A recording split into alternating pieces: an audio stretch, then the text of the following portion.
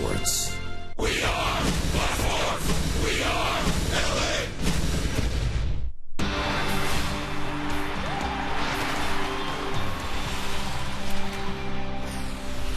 It's time for Angels Cactus League Baseball. This afternoon from Tempe Diablo Stadium, the Angels get ready to take on the Cleveland Indians in split squad action here in Tempe. Hi, this is Terry Smith along with Jose Mota. Angel fans flocking to the Valley. 2 straight sellouts here, Jose. One player who didn't disappoint yesterday was Mark Trumbo. No, and it's good to see Mark Trumbo, Terry, finally getting a chance to swing the bat yesterday, and he was very efficient with every swing. First of all, a short sac fly, and thanks to Eric Ibar setting the table, he's able to get this RBI. As the day progressed, he got better and more involved at third base, like this diving play to his left. Oh, happy to get that one out of the way. And then the typical Mark Trumbo, a long monster home run over the left field wall, close to 500 feet, and he is only part of what the Angels have been doing so far, Terry, this spring in swinging the bats. The guy at the top setting the tables, the sluggers in the middle driving them in, but overall the Angels offensively look very well-rounded. Well, we saw C.J. Wilson yesterday as well, Jose. He made his second start for the Angels in the Cactus League and 3 shutout innings. We knew, Terry, you and I, watching C.J. with the Texas Rangers, he has presence, he has rhythm, and he has intensity on the mound. Nothing bothers this guy. Great cut fastball. A tight zone early in the game just did not bother. Pitching to contact, yeah, he'll do that. This guy induced over 60% ground balls last year with the Rangers by being efficient down in the zone, and we know he brings a lot to the table in rounding up the rotation. And the way it's going right now, you see the first 4, not necessarily in that order, but the battle for number 5 is going to get more intense here as Gary Richards takes him out here in Tempe. Well, talking about the Angels starting rotation, Jose had a chance to visit with Angels pitching coach Mike Butcher. Weaver, Heron, Santana, CJ, that 5th spot. Tell me what's unique about them here as they progress in camp. There's it's nice to see all these guys with a very common goal. We're all in here for the same reasons, obviously, and that's to win a championship.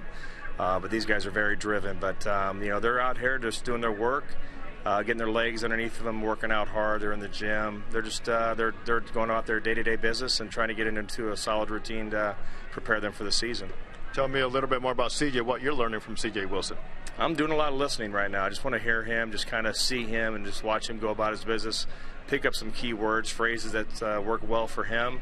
My terminology will be whatever I get off of him, and just try to read him and try to work with him and kind of watch and learn to see what his natural delivery is and what makes him successul. Is it hard for you to believe that there's guys like a Jared Weaver that you have since he was a baby in the big leagues to where he is right now? No, it's fun. The fun part about watching Jared is watching him mature as a pitcher. He's mastering his craft. He takes it very seriously. He's very dedicated. He does a lot of work inside. He's a wiry, thin guy, but there's a lot of strength in that body, and he knows how to take care of himself. It's fun being around him, just watching him grow and mature and be the pitcher that he's becoming. Well, Terry, as his battle for number 5 continues here in Tempe, as mentioned beforehand, Gary Richards will make his second start, but over at Goodyear, it'll be lefty Brad Mills, who came from Toronto. So because Jerome Williams being out with that left hamstring strain, some opportunities are certainly opening up. Well, you talk about opportunities, Jose, and one Angel player who is itching to get back is Kendrys Morales, and we have some good news today on him. The good news is, as Mike Scioscia announced just a few minutes ago, Kendrys Morales ran the bases and actually stepped on the bases, made some rounds around it. He has been pounding very hard and running, starting and stopping. And also for Kendrys, he was on the field taking ground balls. So some positive steps taken certainly for Mr. Morales. There certainly is a good opportunity. We will see him in action in an Angel uniform a little later this week. And also we might be seeing Mike Trout in action just a few days removed from playing. So the Angels get ready for a long day of baseball. A game here, another game for the Angels in Goodyear as they'll be taking on the Cincinnati Reds. It's a split squad day for the Angels here in the Valley. When we get back, we'll have the starting lineups, the start of today's game from Tempe. It's the Angels and the Cleveland Indians, and it's coming up next on Fox Sports West.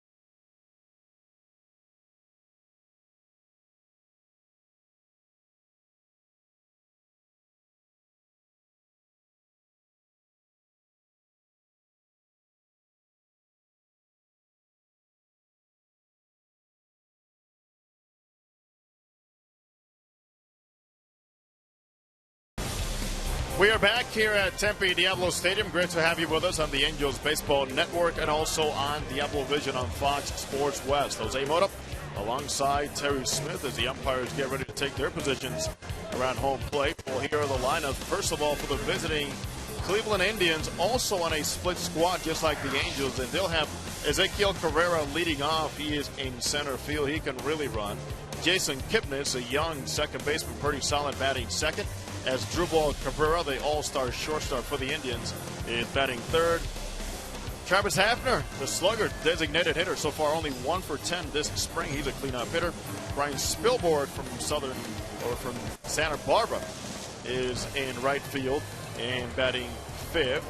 Matt Laporta, young first baseman, so far 0 for 10 this spring. Laporta is at first base, fighting for some playing time. Fred Lewis is in left field batting seventh for the Indians.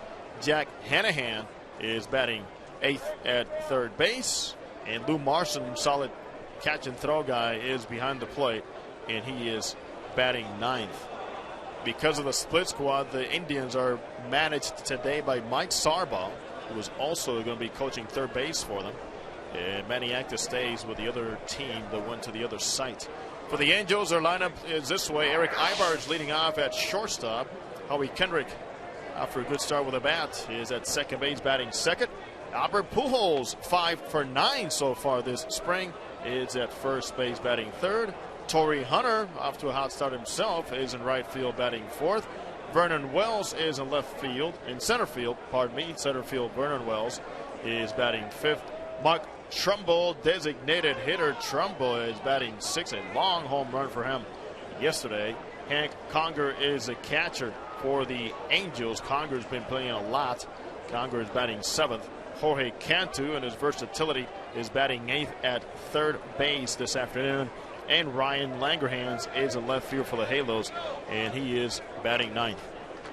Well, the umpires have made their way out to home plate. Calling balls and strikes today will be Kerwin Danley. And on the bases, we'll have Dana DeMute, Gary Darling, and Brian Gorman. The Angels getting ready to take the field, wearing the red tops and the white pants. And for the Indians, they have on the blue tops and the gray pants with the red numerals and lettering trimmed in white. The dimensions here at Tempe Diablo Stadium: 340 down the left field side, 420 to dead center. It's 367 to right, and in the power alleys it goes 400 feet to both left center and right center field. We have bright sunshine here in the valley today. Looks like a picture perfect day for baseball. We're going to have another big crowd on hand today. Could have another sellout, if not very close to it. The Angels already had a pair of sellouts the last two games here at Tempe Diablo Stadium, with the Angels getting those sellouts against the Padres here on Friday and the Giants yesterday. After this game this afternoon, the Angels will have another home game here at Tempe Diablo. That'll be tomorrow, with the Dodgers coming to town, and that game is expected to be close to a sellout, if not a sellout. I think I heard yesterday there were about 1,000 tickets remaining for tomorrow's ball game between the Angels and the Dodgers. As we get closer to the start of this one, on the hill for the Halos is Garrett Richards, 23-year-old right-hander, 6'3", 215-pounder.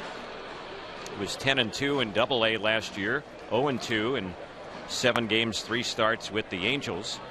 And so far this spring, in one Cactus League start, he has a victory, giving up a couple of earned runs in 2 innings of work. Around the infield, the Angels will have Albert Pujols playing first base. Howie Kendrick is the second baseman, with Jorge Cantu at third. Eric Ibar at short. Ryan Langerhans is the left fielder, with Vernon Wells in center and Torrey Hunter in right. Hank Conger is behind the plate. Mark Trumbo, the DH, and 23-year-old right-hander Garrett Richards on the hill. We are just about set for a baseball. Ezequiel Carrera will lead it off, the center fielder. He will be one of 4 straight left-handed batters to face Richards. 6 of the 9 in the lineup for the Indians bat from the left side. Here's the first pitch today. It is a little low and inside. We're underway, and the count, no balls and 1 strike on Carrera. First pitch at 111, game time temperature 74 degrees. 74 degrees at game time here. Here's the pitch. That's in there for strike on the outside part of the plate.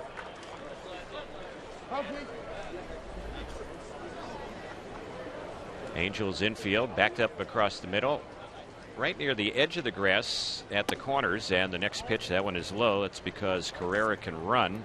He had 45 stolen bases overall last year, 10 with the Indians and 35 in AAA. The guy who'll spread the ball around. The 2-1 pitch, that's low and outside, ball 3. It's 3-1. Garrett Richards, everything is pretty heavy sinker. Pretty much a lot of movement down in the zone. Slider, changeup. Here's the 3-1 delivery, and that's right in there for a called strike. And the key for him too is to watch his direction on the mound. He's a guy that not as exaggerated as Jared Weaver, but when you look from up here, he lands on that third base side of that mound, so he's throwing a lot across his body. The 3-2 payoff pitch. It's smacked on the first base side, fielded right by the bag by Pujols. He will easily walk over and touch first base for the unassisted out. One gone here to start off the ball game. Jason Kipnis will be the next batter. Kipnis coming into spring training. Figures to see a lot of action for the Tribe at second base. We saw him a little bit last year. He was in 36 games for the Indians, hit .272, batted .280 last year in AAA. And between the minors and the majors, he had 19 home runs, and he hits that one sharply. A diving stop by Kendrick, gets up and robs him of a base hit. One second baseman retires another, and what a fine defensive play by Howie, ranging to his right. Also, you show a young guy on the mound that is not just all upon him. As Richards acknowledges, a nice job by Howie Kendrick, like a true all-star to his right. And one thing we know about Howie Kendrick, he does possess one of the strongest arms for a second baseman all around baseball. Boy, when that ball left the bat of Kipnis, it looked like it was going to skip through into right center for a hit, but instead it's an out. And the next batter is Asdrubal Cabrera. He's a switch hitter batting left, and he takes the first pitch, and it's in there for a called strike. Howie Kendrick, who made that play to rob Kipnis. Howie had only 5 errors last season, and he played in 140 games. That pitch evens up the count, 1-1. It's not enough talk about Howie Kendrick defensively, and the reason is because he also has moved around a lot for the Angels. Play some left field and some first base. Here's the next delivery, and that one is outside. So, Terry, I was talking about direction for Garrett Richards, and one thing is to be careful. Making sure that line, you don't cross it way too much. And Mike Butcher has been trying to straighten him out without forgetting the success he's had. But little tweaks here and there are eventually going to make his pitches more efficient and have a better path to home plate. 2 balls, 2 strikes the count. Here's the next pitch. That one's grounded on the right side. Backhanded by Pujols. Flips to Richards. Gets to the bag in time, and the inning is over. A couple of nice defensive plays on that right side of the Angel infield as the Indians go down 1-2-3. We're headed to the bottom of the first inning in Tempe. There's no score on the Angels Baseball Network and Diablo Vision on Fox Sports West.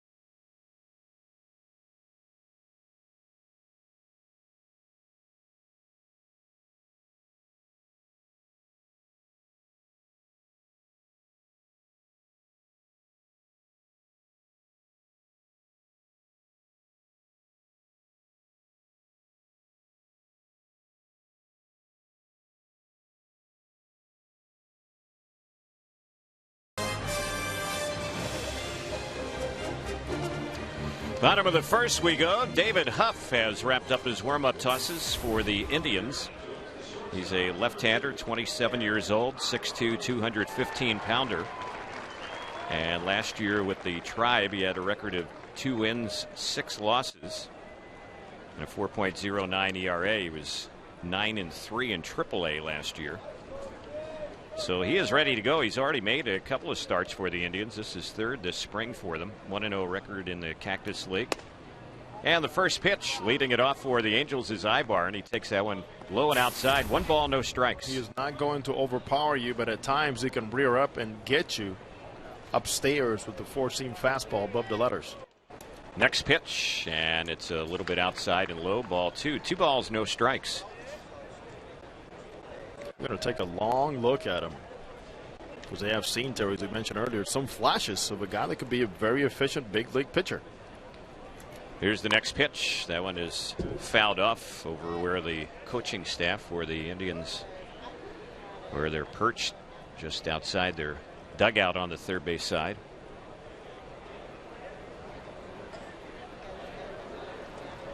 Well, Huff, who's on the mound, is bidding for a spot in their rotation.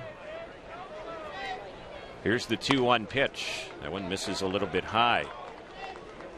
One player, Jose, that they certainly were banking on to be in their rotation, but they don't know when he's even going to join them, is a player we used to know as Fausto Carmona.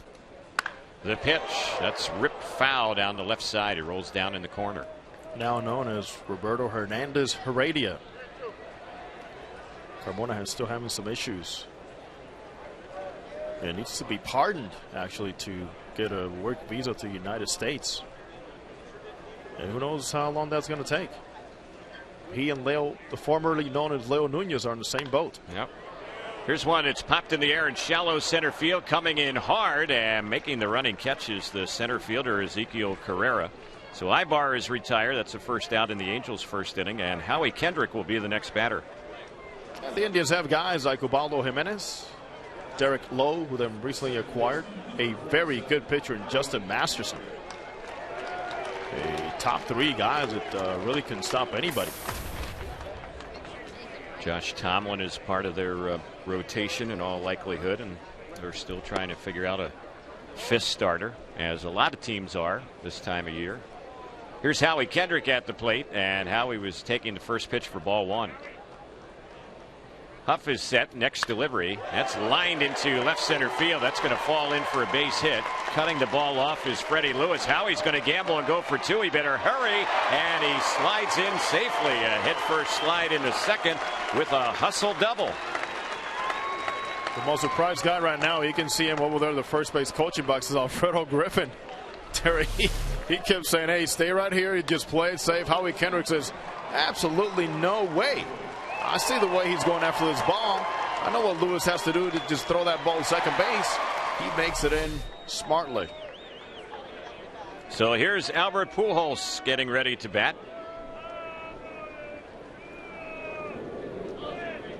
Kendrick, the base runner, at second. And Huff steps off the rubber, bluffing Howie. Albert has gone 5 for 9 this spring. He's off to a good start. He's driven in a couple of runs. Kendrick, who just got the double, he's 4 for 9 this spring. Here's the pitch, and taking the first one low is the Angels' first baseman. That has been the pattern for Pujols. Every first at bat this spring, he has taken the first pitch, and it doesn't matter what the situation is. Torrey Hunter waiting on deck. He draws a crowd. Next delivery. That one's low and outside. 2 balls, no strikes. As I mentioned earlier, Albert puts himself in game situations as much as possible during batting practice and even in his cage sessions when he's hitting breaking balls, just to have that right mindset.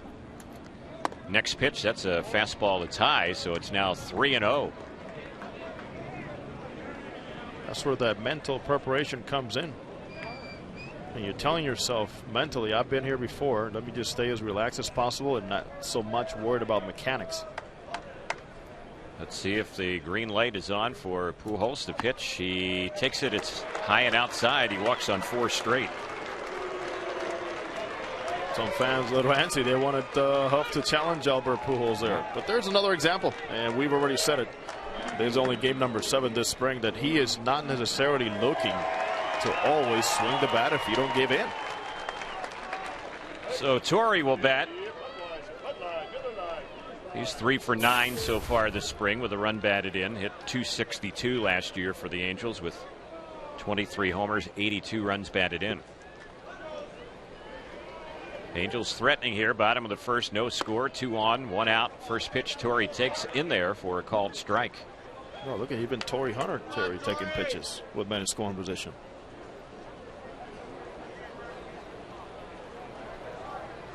Vernon Wells will bat next for the Angels. And the 0-1 on Torrey. He ends up taking that one. It's low. 1 ball, 1 strike. Terry is always, Torrey Hunter, very honest. He'll be the first one to critique himself when he fails and to take a closer look at what he needs to do. One of those things he needs to do is relax. He swings at that one and fouls it back to the backstop, so Huff is moved in front of him. 1 ball, 2 strikes.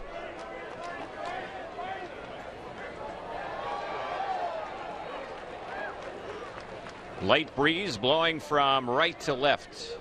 Very pleasant day today. A little bit warmer at game time today than yesterday.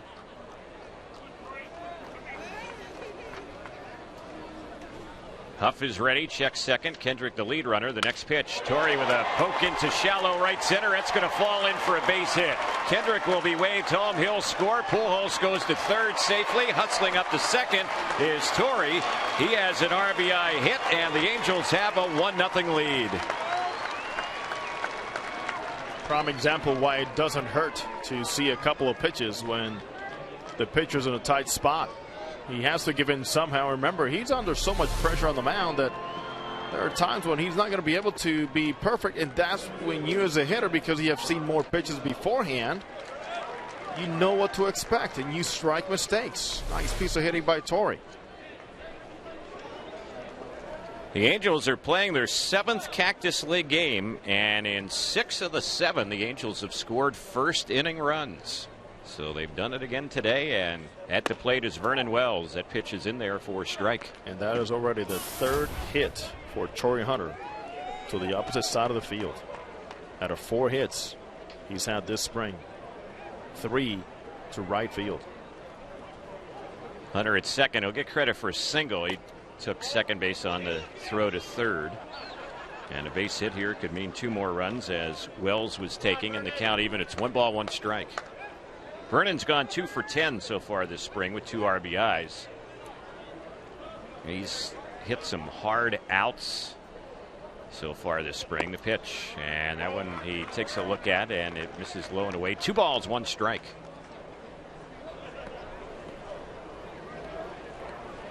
On what was considered a subpar year on every dimension, to be able to hit 25 home runs talks a lot about your power, especially playing half of those games at Big A.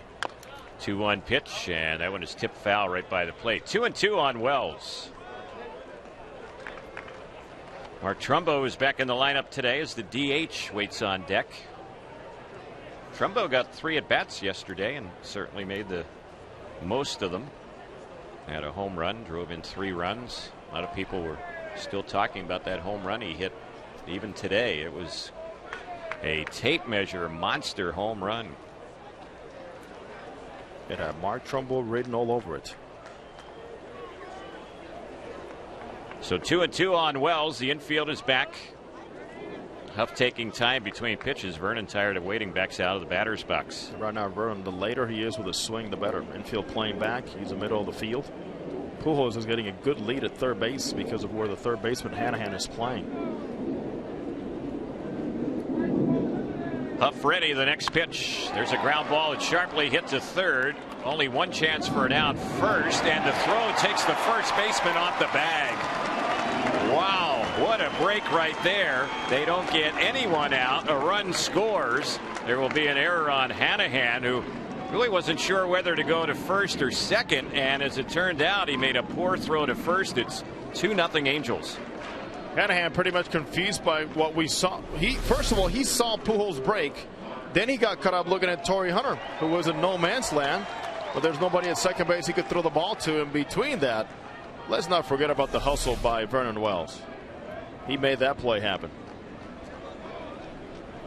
So Vernon will get an RBI on it, even though he reaches on an error. And the Angels have runners at first and second. Hunter did not advance on that ground ball hit to third. Here's Trumbo batting now. The pitch that's high. Yeah, Torrey was a very good distraction there for Hanahan.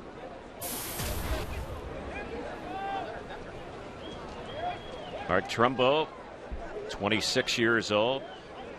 Big rookie season for him last year. 29 homers, 87 RBIs. He hit .254. Angels trying to get more with 1 out, 2 on. Next pitch in there for a called strike. His home run on a changeup from a lefty yesterday. And today his batting practice session, best I've seen so far here. Getting a lot of backspin. They play the infield at double play depth. Next pitch. That's bounced by the mound and through into center field for a base hit. Torrey will be waved around. The throw goes to third, so Hunter scores. The throw is late to third as Wells goes first to third on the RBI hit from Trumbo. It's now 3-0 Angels. Trumbo takes a page out of the guys in front of him. The patience of Pujols, the patience of Hunter, and the hitting approach to the middle. The patience of Vernon Wells, and Trumbo also took a couple of pitches and does what? Right through the box.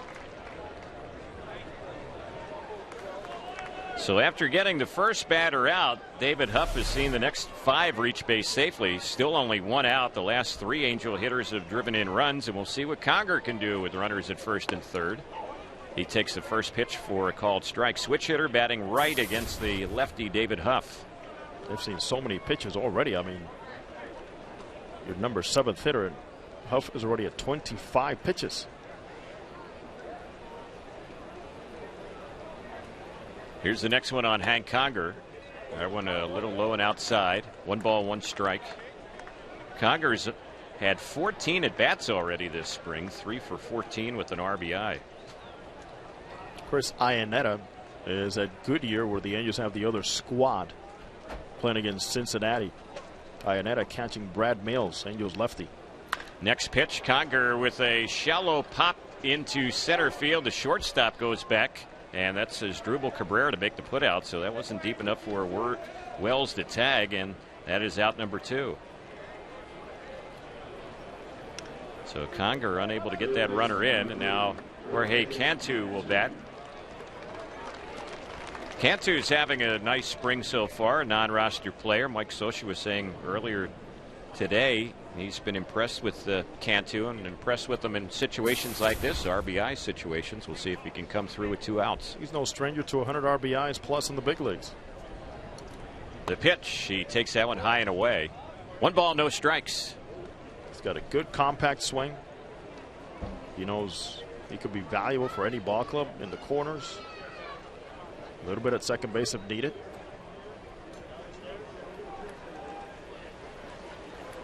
One-zero pitch on Cantu. He takes that one low for a ball. And Mike Scioscia couldn't hide the fact that he admires Cantu's work habits. He's 30 years old. He's a career .271 hitter in the big leagues with over 100 career home runs at the major league level. And a guy that was fighting for a job this offseason. The pitch, he lines one into left center. That's an RBI hit. Coming in scoring is Vernon Wells. Cantu drives in his 4th run this spring, and it's 4-0 Angels. And there it is again. Mickey Hatcher must be very proud of what he's seeing here this early in the spring. The Angels are slugging the ball. The Angels are taking pitches. The Angels are not wasting hittable pitches. And the Angels are using the big triangle there in the middle of the field. Boy, Mickey must have got a lot smarter in the offseason.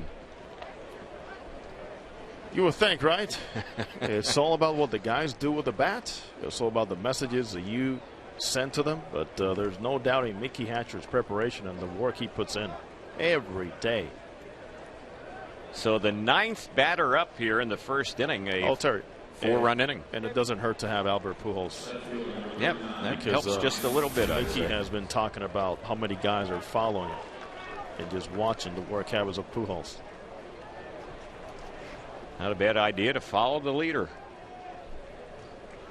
So here's Langerhans batting. And he's looking for his first hit this spring. He's gone 0 for 6. He takes that one for a strike. He's another player the Angels signed during the offseason as a free agent. Signed a minor league deal. Non-roster player trying to win a spot on the Angels opening day roster. Runners at first and second. The next delivery late on the swing. He fouls it off over near the Cleveland dugout on the third base side. It's 0-2. Langerhans trying to find some rhythm here in the early part of this Cactus League season, and one thing they have done is to flatten his bat a little bit. You'll see here, Terry, where they have him just putting his bat on his shoulder a little bit longer to keep those shoulders relaxed. 2 strikes the count, and the 0-2 pitch. He swings and misses that one. He got him with a breaking ball, struck him out, and that will end the inning. The Angels come up with 4 here in the first, doing it with 4 hits. An error in the inning, a walk in the inning, and the Angels will leave a pair. But after 1, the Angels off to a good start, a 4-0 lead on the Angels Baseball Network and Diablo Vision on Fox Sports West.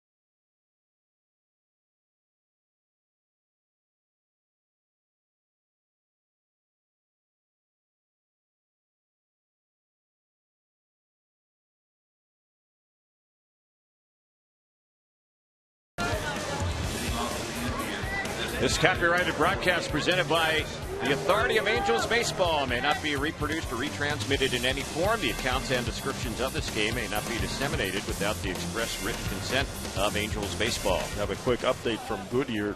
Alexi Amarista has hit a 2-run home run off Matt Latos on the split squad action for the Angels. So the Angels squad leading in the bottom of the second inning against the Reds 2-0. Amarista's home run drove in Cole Calhoun, who had a double. So the other Halo squad off to a good start today as well. The pitch, that one is high. Travis Hafner is batting. The count 2 balls, no strikes on the Indians' designated hitter. Richards has a 4-run cushion. Only 11 pitches in that first inning, and also the beneficiary of some good plays behind him. Next pitch, that's in there for a called strike. Shift is on. 3 infielders on the right side. So you have Pujols and Kendrick. Howie's actually playing on the outfield grass. Ibar's also on the right side. Cantu, the third baseman, is playing in the shortstop hole. The pitch lifted in the air in a shallow left field the opposite way. Long run for Langerhans. He's not going to be able to get to it. And that is going to drop in for a bloop base hit the opposite way. So Hafner is aboard. The first Indians hit. Ryan Spilborghs will be the batter. Well, he can defend everything, and Hafner just got under that one. They're playing him to pull in the infield with a big shift and also to pull in the outfield. Spilborghs has yet to get a hit for the Indians this spring, 0 for 7, although he has driven in a run.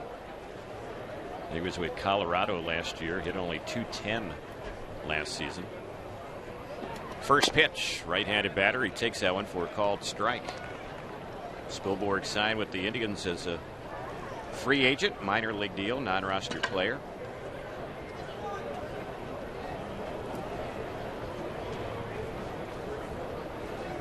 No balls, 1 strike as Richards delivers. And it's a bouncer hit back to the mound. Broken balls, throw to second for 1, relay to first, a double play. Good job by Richards because he had both the ball and the barrel of the bat headed in his direction. He kept his eye on the ball and turns it into a twin killing. Nice job starting with the ball. Also great communication. You see Howie Kendrick pointing at Eric Ibar saying, hey, I don't want any confusion here. You're going to throw to the shortstop. That's the way the play is designed. And he threw a nice strike to Ibar, who was able to complete it. And once again, defense very important here in the early going for Garrett Richards. So he's gotten a couple of quick outs here in the second. Angels have a 4-0 lead. Matt Laporta will bat first baseman. First pitch, and he lines one right up the middle for a base hit. Another bat that snaps in 2. Boy. So Richards sawing off a few batters, but that bat there died a hero for Laporta. He gets a single off that bat. Well, there's a day, Terry, that Garrett Richards will never forget. That's August 10th of last year when he made his big league debut at Yankee Stadium. And the first 3 batters he faced, Brett Gardner, Derek Jeter, and Curtis Granderson. And Granderson quickly hit a home run off of him. He ended up going 5 innings. His first big league strikeout, Derek Jeter. Here's the pitch. How about that to remember? Yep. He also ended up striking out Mark Teixeira. Ended up throwing 91 pitches that day and gave back a couple of home runs. Those 2 Ks, Teixeira and Jeter. A couple of walks. Richards ended up making 3 starts for the Angels, 4 relief appearances, but he's yet to win a game at the major league level. 0-2 right now in the early stages of his big league career. There's one that's slowing in on Fred Lewis. 1 ball, 1 strike to count. That's after going 12-2 in Double-A with a 3.15 ERA and only allowing 10 home runs in the minor leagues last year. Richards ready, and the pitch fouled off just to the left of our booth, out of play. Garrett Richards has pretty much stopped throwing his curveball, something that he and Mike Butcher, the pitching coach, have kind of discussed. So he's going with a fastball, a sinker, a slider, and a changeup. That's what you call adjusting to the higher level. The curveball is just staying in the zone too much for big league hitters. Here's the pitch. That one is bounced off the plate. A high bounce on the first base side. Pujols barehands it and flips to Richards in time. Nicely done. And that will end the inning. So those 2 combined on a 3-1 out to end the first inning, and they do it again here in the second. No runs, a couple of hits for the Indians. There were no errors in the inning and 1 runner left. We are getting ready to move to the bottom of the second. Angels have a 4-0 lead on the Angels Baseball Network and Diablo Vision on Fox Sports West.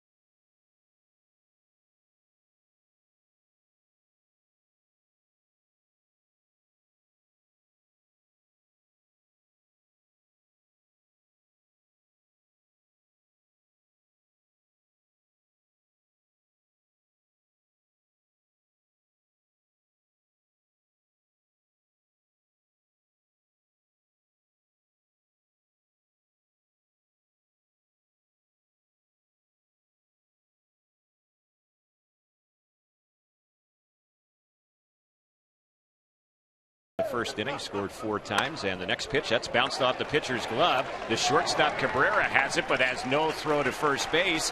And Ibar is on with an infield hit.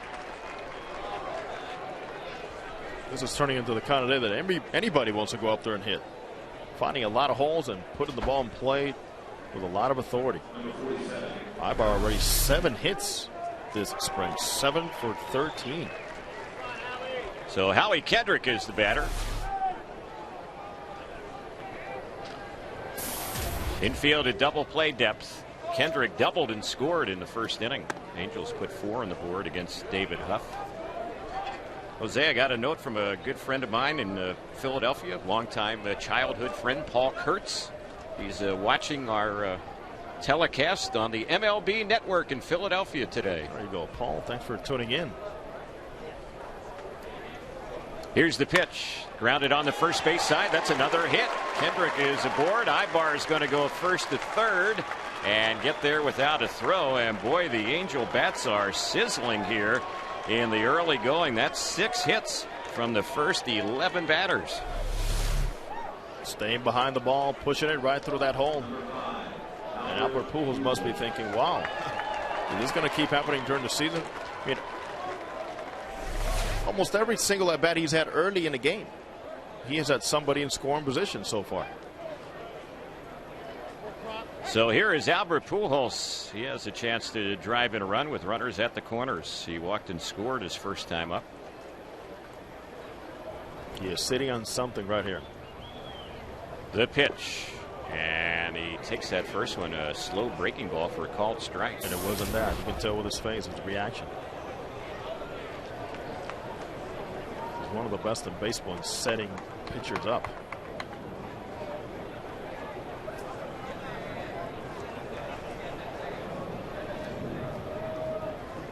Albert has those hands extended over the plate.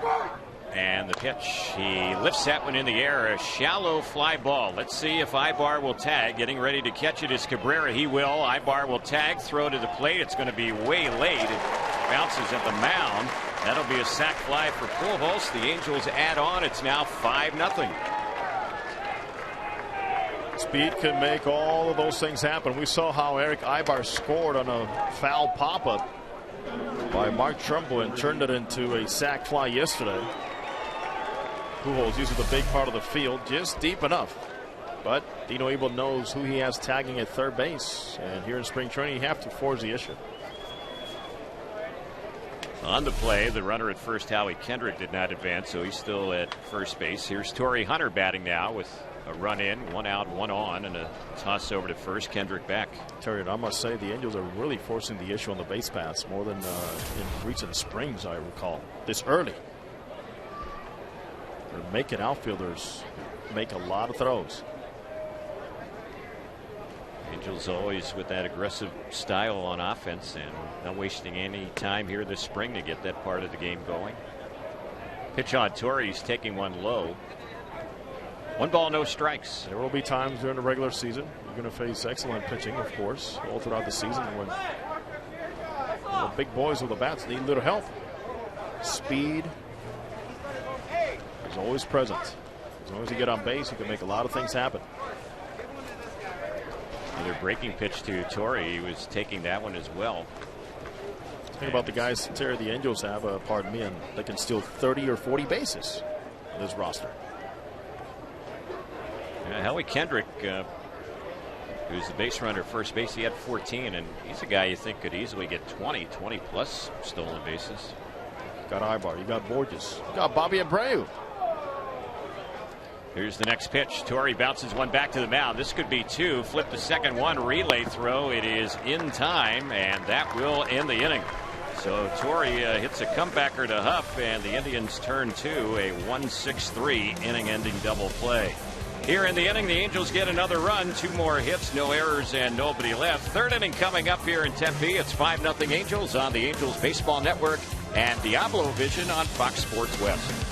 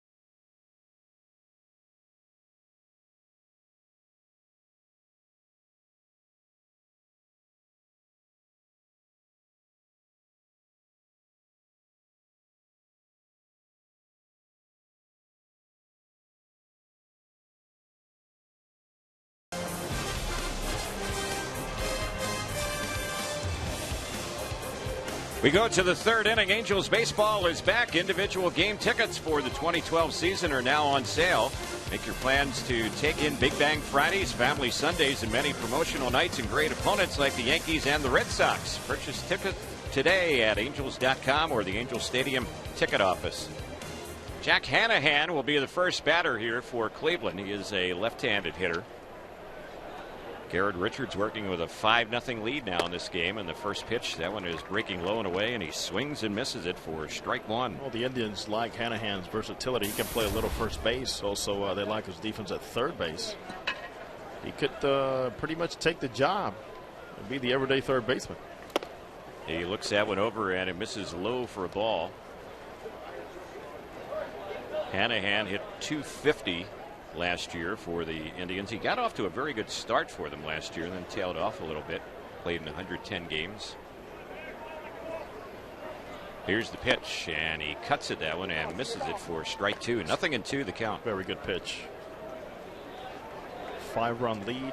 He was all about driving down and missing low and implementing secondary pitches.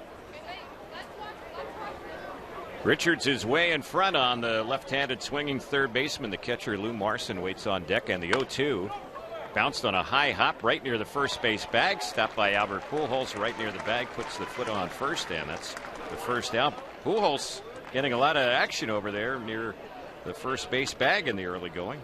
Yeah, he is. One thing I really like about that last pitch, Hank Conger set his target in and was off the plate inside and really made Richards concentrate on running that ball in where Hanahan could not extend.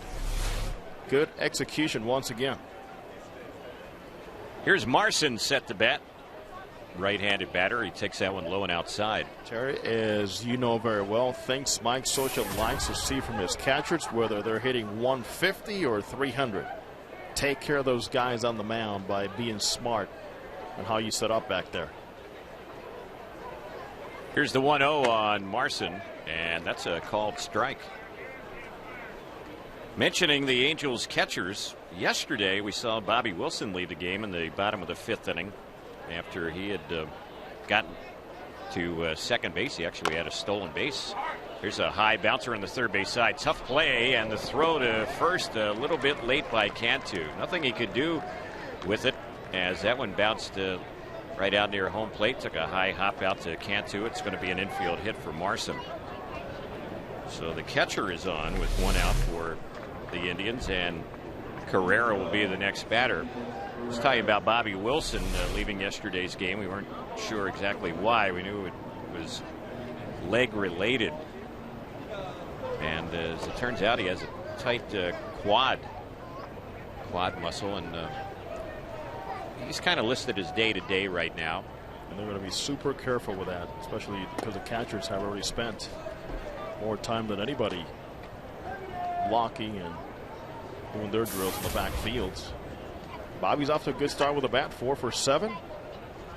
And also a very good start behind the plate. He has really been on target with his throws. Yeah, he's done a good job controlling the running game behind the plate. There's a high pitch that's cut on and missed by Carrera, and the count 1-1 strike. I'd like to see Hank Conger get into his rhythm behind the plate and throwing out base runners, or at least being sounder, more fluid mechanically. Hank is catching in this ball game. Chris Iannetta is the catcher in the other Angels split squad game against the Reds in Goodyear today. The 1-1 popped foul on the left side, backing out of play. Garrett Richards is kind of an interesting story. He was born in Southern California but grew up in Texas, and he played his college baseball at Oklahoma. And in college, in his 3 years at the University of Oklahoma, his earned run average was 6.57. But the Angels drafted him in the first round of the 2009 draft because they knew what a great arm he had. There's a fastball that's high, it misses, and the count 2 balls, 2 strikes. There's that high fastball I was talking about earlier. When he can let it go on a four seam, it really pops that glove. One thing the Angels liked about him, Terry, also coming out of college, is the very few innings he had under his belt. A very fresh arm. He has electric stuff. And we saw it at times when he was with the Angels last year. The pitch that's lifted in the air in the left center field. Vernon Wells is chasing hard. He's still chasing, and he runs that one down. His momentum takes him out onto the warning track. Boy, Wells never gave up on that one, and kind of reminded you of Peter Borges running that one down out at the rim of the track. Yeah, Vernon Wells says, hey, don't forget about me either. I am a Gold Glove center fielder, but yeah, we gotten so used to Peter Borges making it look so easy, but there's nothing to really envy on Peter Borges when you consider Vernon Wells got an excellent jump on that one. Terry, that is already the 6th outstanding defensive play the Angels have had so far this game. So that's out number 2. After Vernon made that play, I saw Torrey was looking over in his direction as if to say, there you go, Vernon. You want to play center field? Go run. Here's Kipnis batting, and he checks the swing on the first one. It's a little bit low. 5-0 Angels. We're in the top of the 3rd inning. Another big crowd here at Tempe Diablo Stadium. Next pitch. Hard hit grounder, but right to second, going down to a knee is Kendrick to stop it. He throws to Albert, and the inning is over on the 4-3 ground out. No runs, they had a hit. No errors, they leave a runner on. Bottom of the 3rd coming up. 5-0 Angels on the Angels Baseball Network and Diablo Vision on Fox Sports West.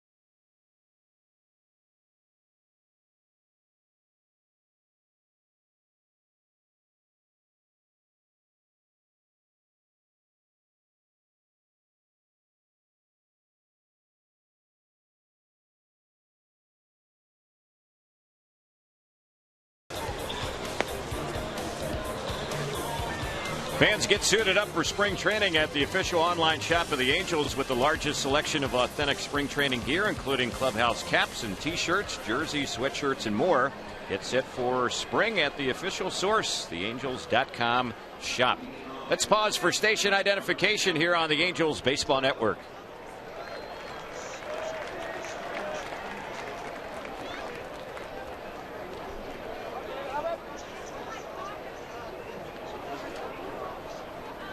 Vernon Wells leads it off as we go to the Angels' bottom of the 3rd. Halos up 5-0. The first pitch is swung on and missed for strike 1. It'll be Wells, Trumbo, and Conger. That was already pitch number 43 from David Huff. He's making his 3rd start this spring. Their bullpen is quiet right now. And the 0-1 on Vernon. That one is high and away. 1 ball, 1 strike. When the Angels came off the field at the end of the top of the 3rd inning, Vernon Wells, of course, had that fine running catch to Rob Carrera in the inning. Here's the 1-1. That's a breaking ball cut on and missed. It's 1-2. One of the first teammates to give Vernon a high five when he got to the dugout over there on the first base side, Albert Pujols. Not surprised. 1 ball, 2 strikes the count.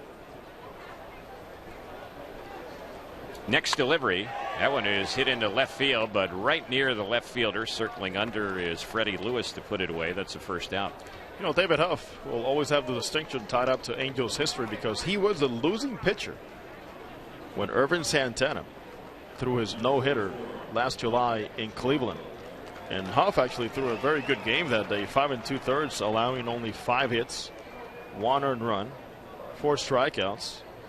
Back on July 27th, Ervin Santana, no. That was a game the Angels were actually trailing. Yes. People kind of normally associate a no-hitter or a perfect game with a shutout as well, but Ervin gave up the first run in that game. It was an unearned run on his no-hit day. So Ervin gets the W and Huff takes the L. 1 ball, no strikes on Trumbo. Here's the next pitch on Mark. That's low. For anybody looking at that game before and looking at Ervin's record, Terry, at Progressive Field before that started, they were ugly. Right. And Ervin, in fact, recognized it in the post-game interview, saying, "I never won a game here. It's always been a tough place for me, and never imagined it would come on a no-hitter." Next pitch, that's in there. 2 balls, 1 strike on Mark Trumbo. Santana followed up that no-hitter with a complete game win against Minnesota. Next pitch, lifted in the air into right field. Routine play for Spilborghs. He will put it away, and that is the second out. I mean, Weaver and Heron were so brilliant from the beginning of the season, but Ervin Santana, after the All-Star break, had a 2.78 ERA, and he also had a career best 3.3 ERA. It didn't necessarily amount to wins, but he also did not get a lot of runs to work with. Ervin set a career high in innings pitched last season as well. Also career best in starts and complete games last season. 0-1. That one is low. 1 ball, 1 strike, the count on Hank Conger. 2 outs. Angels batting in the third with a 5-0 lead against the Cleveland Indians. Split squad action for both teams. Angels have their other game going on against the Reds. And for the Indians today, they have another game going on against the Texas Rangers in surprise. The 1-1. That's right in there for a called strike. For David Huff, it was also, Terry, a tough ending to the season. In September, he went 0-4 with a 6.20 ERA. Just to show the Indians he's gotten over that. So far today, he has not. Next delivery, that's a 1-hopper out of the reach of the shortstop Cabrera and through into left field. And Conger has a 2-out hit. That's his 4th hit this spring. He's on for the first time today, and that'll bring up Cantu, who's driven in a run for the Angels. 1 for 1 so far in the ball game. Well, for Hank, anybody that doubted that he could swing the bat from the right side, he so far this spring has done a fine job hitting line drives. In fact, he has a more compact swing, in my opinion, from the right side than from the left side. From the left side, he gets very pull happy and pulls off the ball way too much. So here's Cantu. He takes low for ball 1. Fans, 2012 spring training is here. Start the Angels season now and enjoy baseball in beautiful Tempe, Arizona for as low as $10 per seat. You can log on to angels.com/spring or visit the Tempe Diablo Stadium box office to purchase your tickets today. 1-0 pitch. Low and in. 2-0 the count.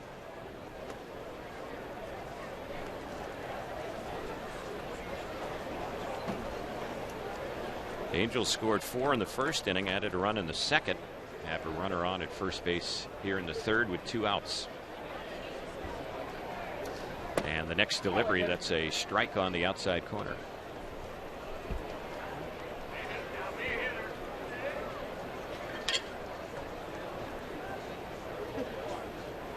Angel fans that have come in from Southern California this weekend have had a chance to see the Angels in action here. String of games in a row as that one is hit well but foul down the left side, backing out of play. And they've also had a chance to enjoy some great weather here while they've been here this weekend. This is the third straight home game for the Angels, and another one will follow tomorrow against the Dodgers. So Terry, Friday afternoon, over 9,500. Yesterday, over 9,600 fans. Runner goes, the pitch, and that one is fouled back behind the plate. 2 balls, 2 strikes. Kind of odd in a way, Jose, later on this week on Saturday, on the 17th.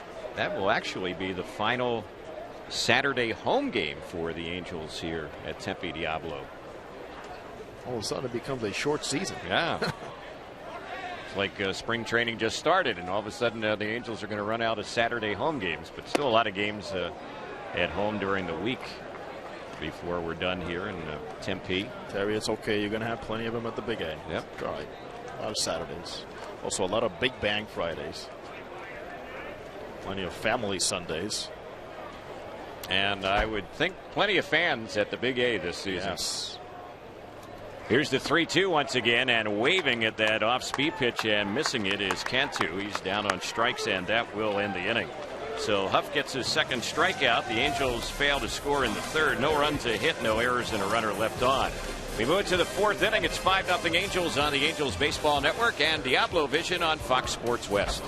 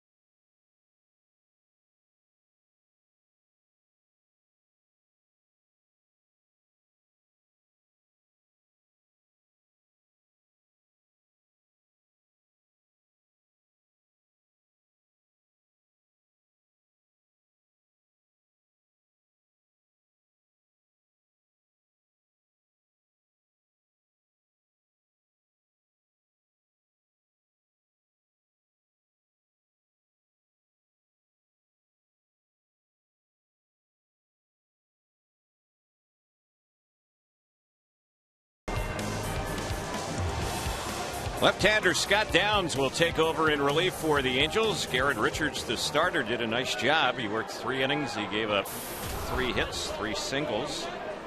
Allowed no runs, didn't walk or strike out anyone. And now Scott Downs will get ready for his first outing this spring.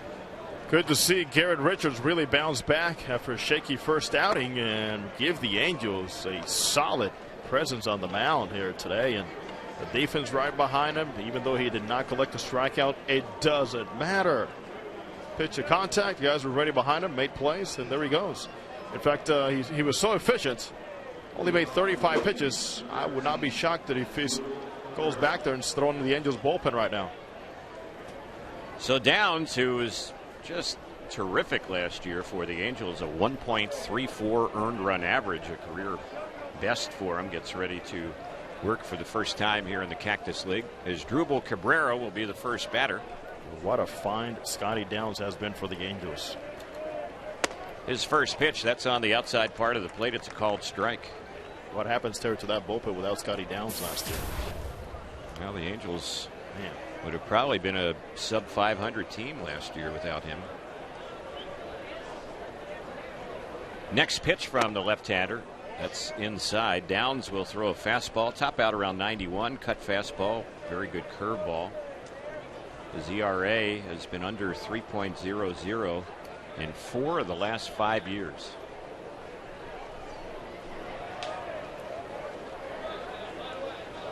Here's the 1-1. That's outside, ball 2. 2 balls, 1 strike. Scott Downs has the ability to spin the ball well, give it different looks against righties and lefties. His fastball location is something that's overlooked often. He has pinpoint control of that 2-seam fastball. He can really run it in on the lefties. His next delivery, and that one is a little bit low, so he's fallen behind against his first batter this spring. 3 balls and 1 strike. He was pretty much lights out at the Big A last year. Sure was.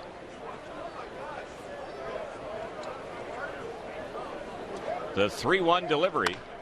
Lifted in the air down the right field side. Long run for Torrey Hunter. Still chasing, and he's going to make the catch toward the line down the right side. Good job by Torrey. That's the first out. Travis Hafner will be the next batter. Excellent job by Torrey Hunter. Seeing that ball slicing to his glove side. Also knowing the tendencies that Asdrubal Cabrera possesses as a hitter. So here's Hafner, who got a base hit leading up the 2nd inning. Angels have the shift on against him once again.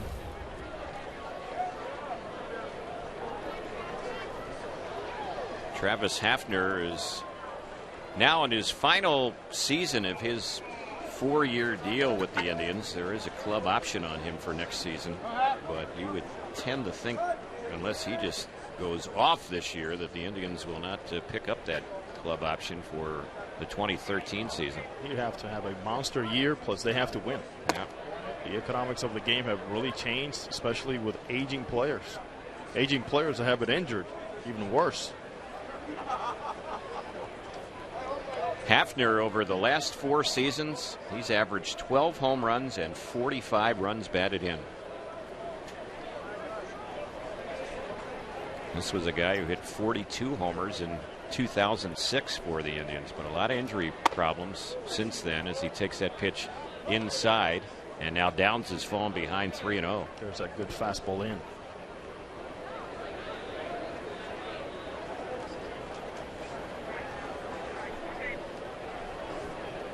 See if Hafner might have a green light here. The 3-0, he's taking that one like a statue. And it's 3-1. Well, the big difference with Scott Downs compared to other lefties. First of all, he's not a specialist. He can be, but he's not. But you'll use the inside fastball and not necessarily to set up the slider. He will repeat it time after time. The 3-1 pitch skied in the air into center field. That ball is hit well. Going back is Vernon Wells. He jumps up, and that ball is going to hit his glove and go over the wall. And it's a home run for Travis Hafner. Boy, Vernon came so close to catching that one up against the wall right near the 420 sign, and he got glove on it.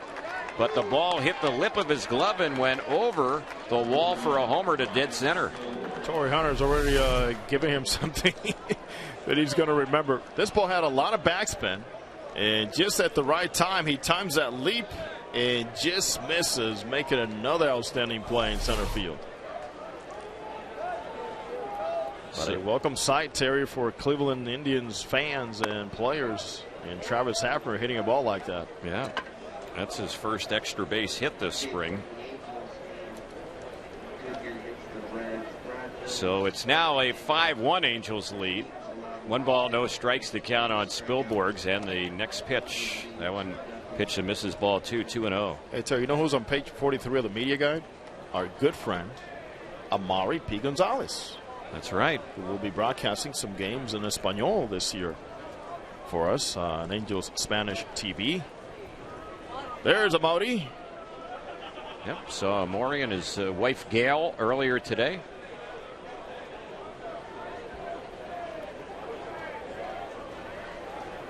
Oh, and 1 is the count, and the next pitch, that one is fouled off. Spilborghs hit into a double play his first time up. Fans opening night is approaching. The 2012 season kicks off Friday night, April the 6th. That's less than a month away. The Angels will take on the Royals at 7:05. Opening night will include a pregame flyover, the first Big Bang Friday of the season. Here's the next pitch. That's a liner into left center field. That's going to fall in for a base hit. So Spielborgs makes a big turn at first, but he'll hold there with a 1-out single. And Downs has given up back-to-back hits here in this 4th inning. The batter will be Laporta. So a slow start here so far, locating for Scott Downs on a couple of hitters. And yesterday we also saw the debut of LaTroy Hawkins through 1 inning and allowed 3 runs in his first time out this spring. And Mike Scioscia just told me after the game, matter of location, that's it. First time out there. Not as sharp. Not too worried about the veteran players or pitchers getting knocked around here in spring training. Here's the pitch. That's low. Conger didn't find it at first. It skipped between his legs, but he quickly recovers. No advancement by Spielborgs. So it's 1 ball, no strikes. Just talking about the season opener, the home opener as well for the Angels on Friday night, April the 6th. That'll be a Big Bang Friday as well. And you can purchase tickets in advance by going to angels.com or purchasing your tickets at the Angel Stadium ticket office. Next pitch, the 1-0 delivery. The bat goes flying and came close to Freddie Lewis waiting on deck as the ball's fouled off on the right side out of play. Actually got a piece of Freddie Lewis. It wasn't a broken bat. It was just the bat slipping out of Laporta's hand. And Freddie Lewis, before giving the bat back to Laporta, who walked over to retrieve it, Freddie Lewis told him, hey, you better put a little stick-em on that bat handle there before you get back to the plate. There's 2 bats flying today for Laporta. Also had a broken bat single. 1-1 the count. 5-1 Angels in the 4th. Next pitch, that's cut on and missed, and the count 1-2. Laporta got a hit back in the 2nd inning. It was his first hit this spring. He had gone 0 for 10 in the Cactus League coming into this game. And they pretty much have said he will start the season in AAA. Remember, they went out and got free agent first baseman and former Angel Casey Kochman. Here's the pitch. Laporta swings at that one and fouls it off on the right side, backing out of play. It's still 1 ball, 2 strikes.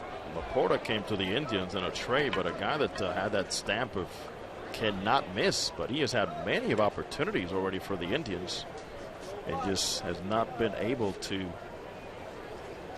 take advantage of them. But certainly still a young player with a lot of potential. Downs is set, looks at first, delivers. That pitch is high. You mentioned when he was acquired by the Indians in a deal, it was with Milwaukee, and that was the CC Sabathia deal. Yeah, not just any deal. Right. Talking about big old CC. Right. And Laporta was a big piece of that trade. He was regarded as one of the top prospects in the Milwaukee organization when that deal took place back in July of 2008. Next pitch on him, he lines that one into center, and that's going to fall in for a base hit. Making a turn, but stopping at second base will be Spielborgs. Laporta has a single, his 2nd hit of the day. That's 3 straight hits now against Scott Downs in this 4th inning. 2 on, and with 1 out, Freddie Lewis will be the next batter. Not surprised he's been up in the zone after Cabrera flew out to open up the inning. You see a lot of pitches between the letters and the waist that high. And of course, for hitters, that's a welcome sight, especially here in the early spring where they're not ready for those nasty pitches yet.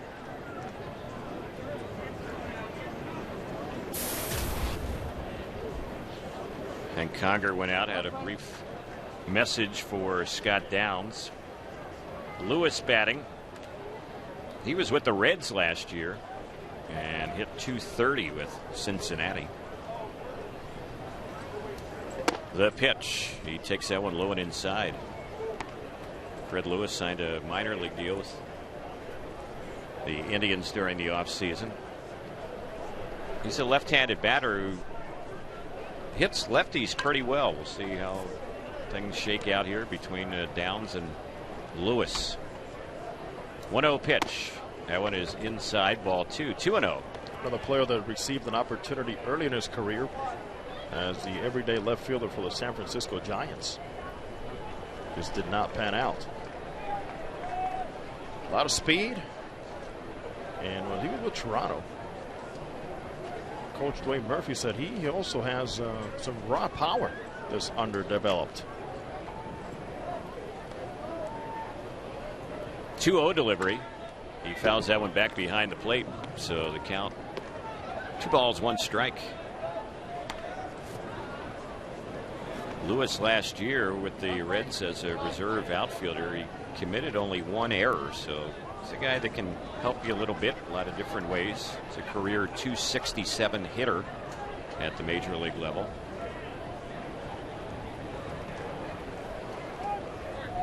He's trying to win a spot on the Indians opening day roster as a reserve outfielder, and the pitch comes in and hits him.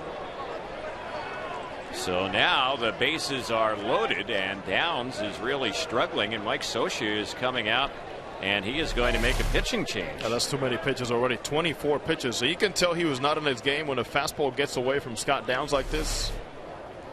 He is not sharp, and of course can be too demanding on him, being this his first outing of the spring. So Downs, as it turns out, will go just a third of an inning in his first appearance this spring, and he leaves allowing a run and leaves with the bases loaded. A pitching change coming up, a break in the action here in the 4th. Angels up 5-1 on the Angels Baseball Network and Diablo Vision on Fox Sports West.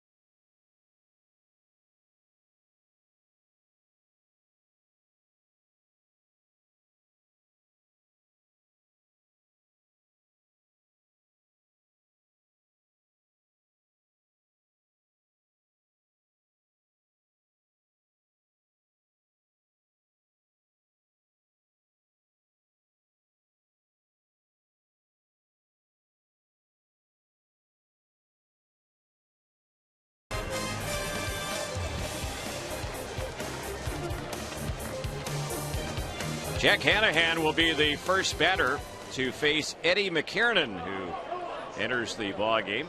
This is the first time we've seen Eddie pitch for the Angels this spring. He's up from minor league camp. We've seen him in spring training in the past, and the first delivery, that one is a pitch that's low and inside for a ball to count. 1 ball, no strikes. It was the Eddie McKiernan that a couple of springs ago somebody went out to him, asked him to get him the rosin back, and they thought he was a bat boy.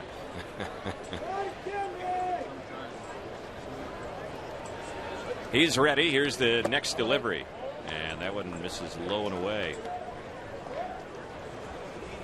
Eddie McKiernan has been in the Angels organization now for several years. First pro season was 2007. Last year he pitched at Arkansas.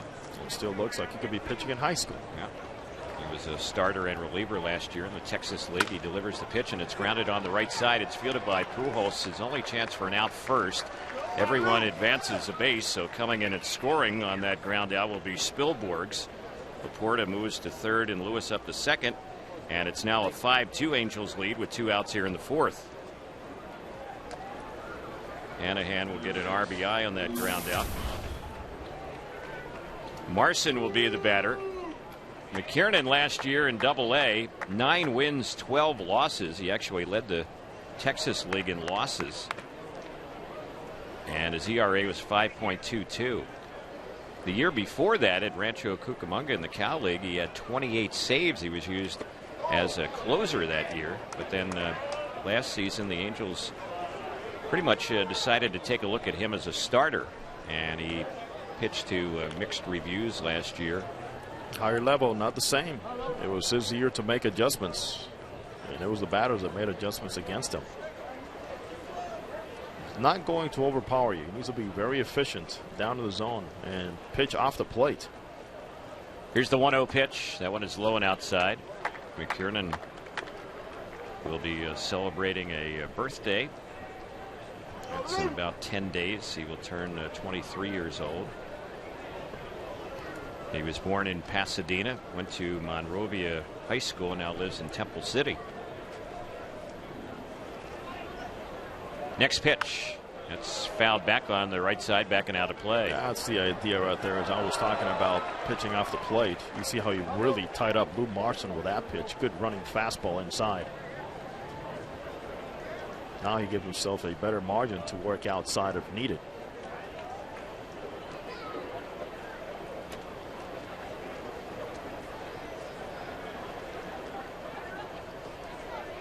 Two balls, one strike on Marson. McKiernan trying to prevent those runners from coming in. The next pitch, and that one didn't miss by much. Just a little bit outside. 3-1 the count. A pretty good pitch. If you're going to miss with that off speed, that's not a bad spot. So Eddie needs to come in with a strike. A walk would reload the bases. We'll see what happens. And the 3-1, he's going to walk him. It's nowhere close, low and outside. So once again, the bases are loaded for Cleveland. And Ezekiel Carrera, their leadoff man, will be the next batter. So after 3 very efficient innings by Garrett Richards, a starter, only making 35 pitches, a different story here in the 4th inning.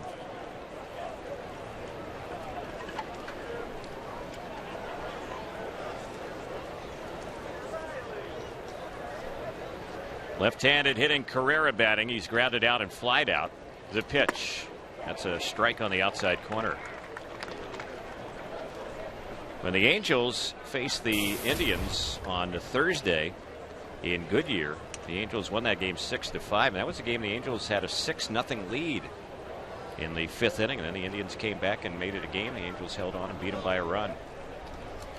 Angels had a 5-0 lead against them today. It's now 5-2. And the pitch misses for a ball. It's 1 ball, 1 strike. It's a game where Josh Tomlin came in relief and really struggled. And the Angels saw Ubaldo Jimenez start that game, and he wasn't sharp either. 1 ball, 1 strike on Carrera. 2 outs. Bases loaded. The pitch fouled back behind the plate. So it's now 1 ball, 2 strikes. When the Angels bat in the bottom of this 4th inning, Langerhans, and then the top of the order, Ibar and Kendrick. The Indians have had some action in the bullpen. We'll see if they go to the bullpen when we get to the bottom of the 4th. McKiernan way in front. 1 ball, 2 strikes.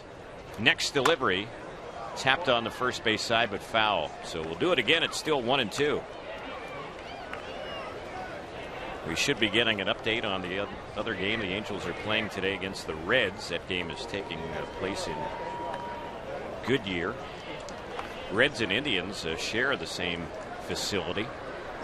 Still 2-0 Angels, top of the 6th inning. So that home run, the 2-run homer by Alexia Marista, still marks the difference. So that is good news right now for the other Angels squad. The pitch that's fouled back behind the plate. The pitching has been very good for the Angels in that game. Brad Mills was the starter. Trevor Bell was slated to pitch, and Rich Thompson and Matt Meyer were on the board for that game as well.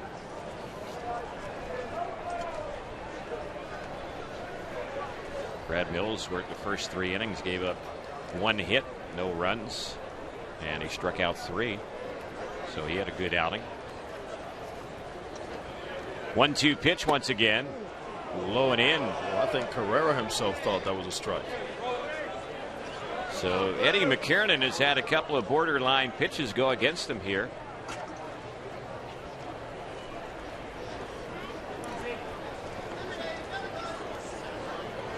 He's ready. He'll try and shake off that close call to one against him. And the next pitch, he does shake it off. It swung on and missed. He got him, struck him out on a pitch that was low and away.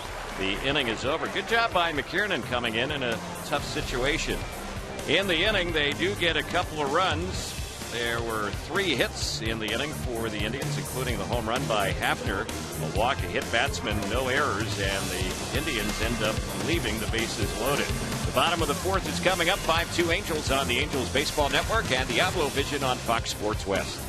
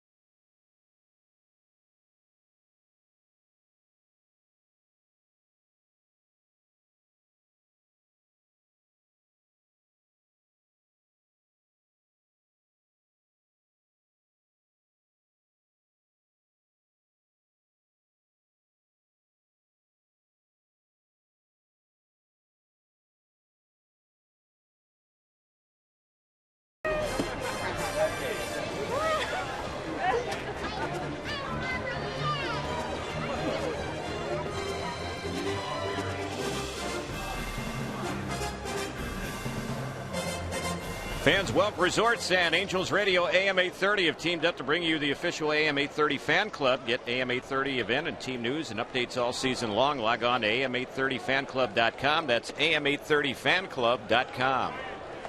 First batter for the Angels here as we go to the bottom of the 4th is Ryan Langerhans, who struck out his first time up. He's facing Chris Ray, who's the new Indians pitcher, and that one was cut on and missed. 1 ball, 1 strike. Teammates for parts of last season as Ray was with the Seattle Mariners, but at one time a promising closer. Ray saved 33 games for the Orioles back in 2006. There's a pitch in there for a strike. But injuries took a toll. Ray appearing in his 4th game this spring for the Indians, and he's been knocked around. He's had some trouble with the home run ball. He's given up 3 of them already this spring in 3 innings. ERA is 15.00 as the pitch evens up the count 2-2. Here's the next delivery, and that one is low, and it's a full count. 3 balls, 2 strikes.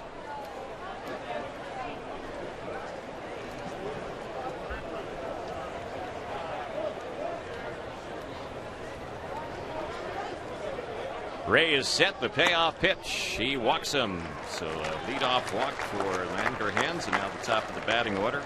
Eric Ibar will step to the plate. Mentioned Chris Ray. There was a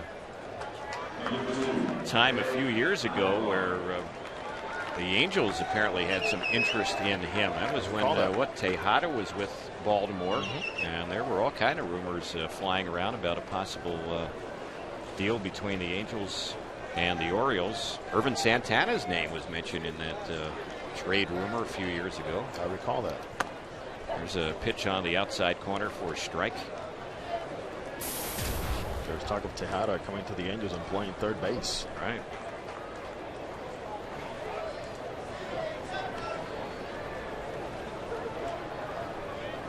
Chris Ray last year with Seattle had a 3-2 record, no saves, 29 relief appearances. The pitch, it's popped in the air into shallow left field, long run in and under, and battling the sun is Freddie Lewis to make the grab, and then a toss over to first base. Having the hustle back was Landerhans. So one gone on the fly out off the bat of Ibar. Howie Kendrick will step to the plate. Hey fans, the Angels have just released exclusive club level season seats, and these padded and spacious seats are a great way to take in the action. Seats include access to the Knothole restaurant and exclusive club level amenities. And to get those great seats, you can call 888-796-HALO or visit angels.com. So here's Kendrick set to bat. Toss over to first base. The runner gets back.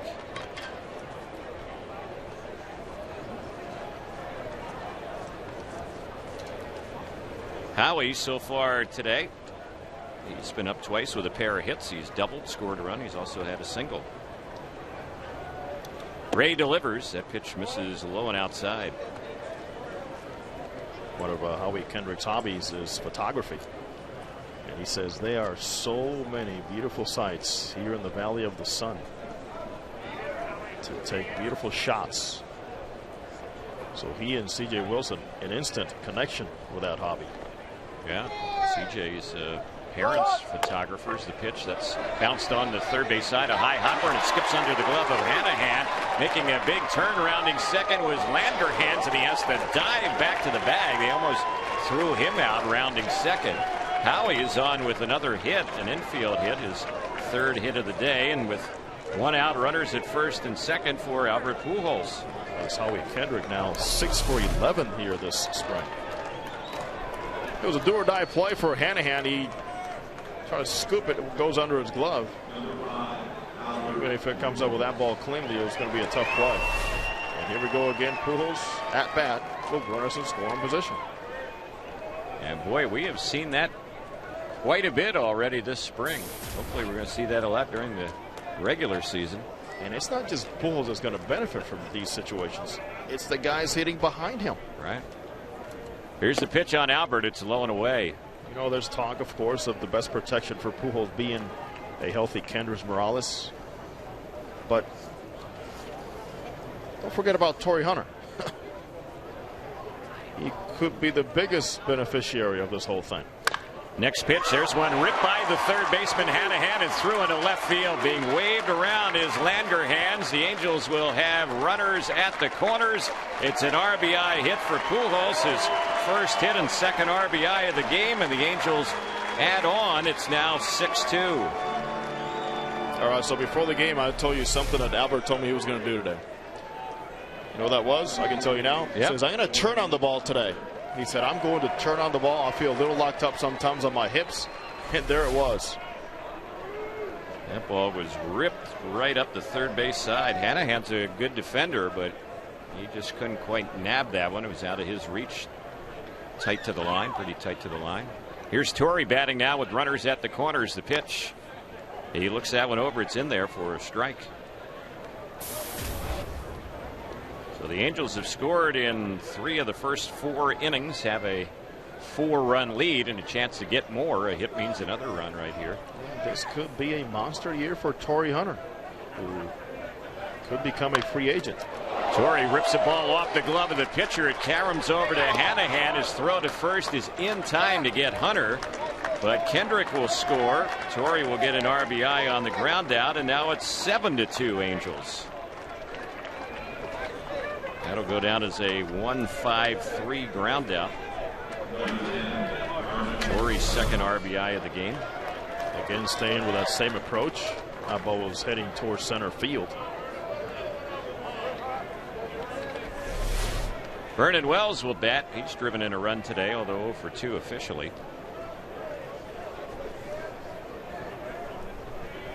Angels have used a walk and a couple of hits to put 2 on the board here in this inning against Ray.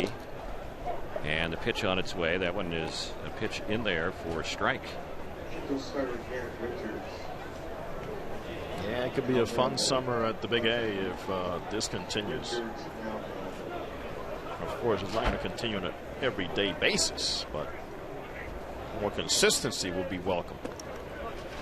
Yeah, you just got to think, and especially if Morales can be a producer for the Angels, that the Angels are going to be so much better offensively than a year ago.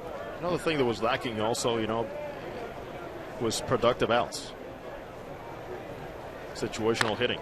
Here's Wells lining one into left field. That's going to drop in for a base hit. Being waved around and coming home is Albert. He'll score. Vernon Wells has his second RBI of the day, and the Angels just keep scoring runs. It's now 8-2.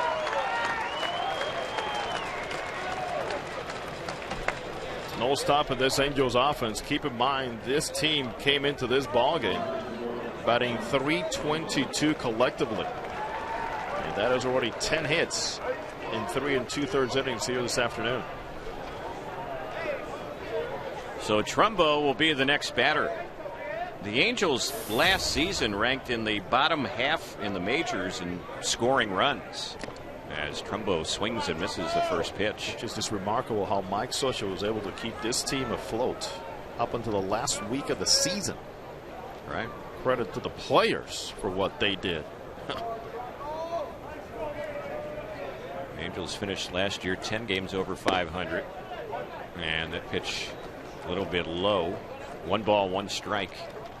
Then came that month of September, Terry, when we were going, wait a minute, okay, the West might be over soon, but look what's happening in Boston. The Angels are alive. Yeah, because the Red Sox were collapsing, so the Angels were getting in the wild card mix, really, into the final week of the season. Yes.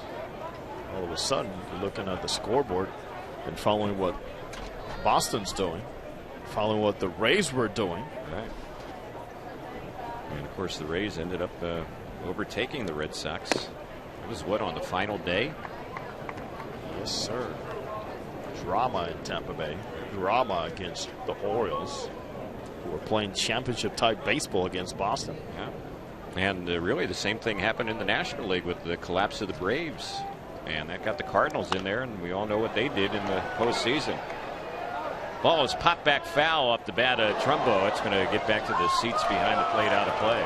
It's only going to add to the excitement now that you add a second wild card team. One game decides who goes in. Right. The division series. I like that new setup now, adding the extra wild card team in each league. I do have one complaint about it, though, as that pitch is fouled back. In theory, the team that ends up winning the play-in game, the game between the two wild cards in each league, that team could end up hosting 3 consecutive games. That's right. And that's a little bit unfair.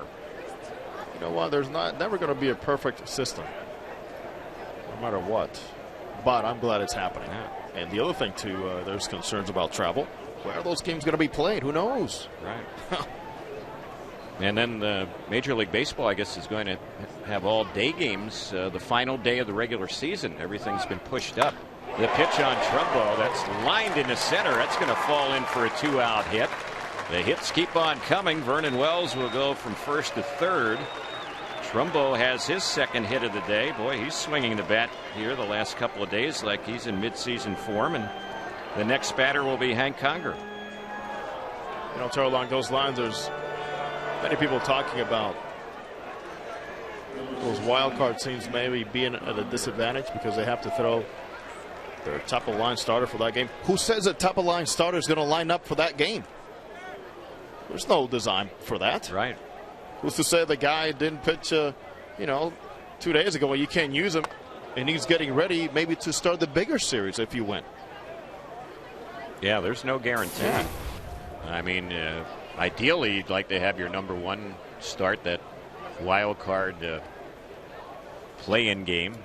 1-0 delivery, a big cut and a miss by Hank Conger on that pitch. He was swinging for the fences there. 1-1 to count. Especially if you're fighting all the way through the end, in that last week, you're going to end up lining up your pitching. So maybe your top starter will see more action in the last 10 days than anybody else. So who's to say he's going to be available for that do or die game? Right. Conger took another big cut and missed the pitch, so he's in the hole 1-2. Been a 3-run inning for the Angels. It's a 6-run lead here. And the next pitch, that's smacked foul over by the Angels dugout, and that one landed in the dugout as it turned out. How did that ball make it through that netting? I don't know. It must have skipped. Must have been a little hole in the netting there.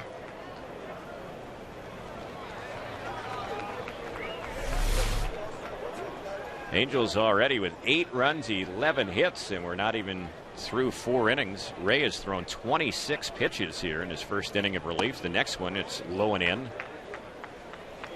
And now it's 2-2 on Conger.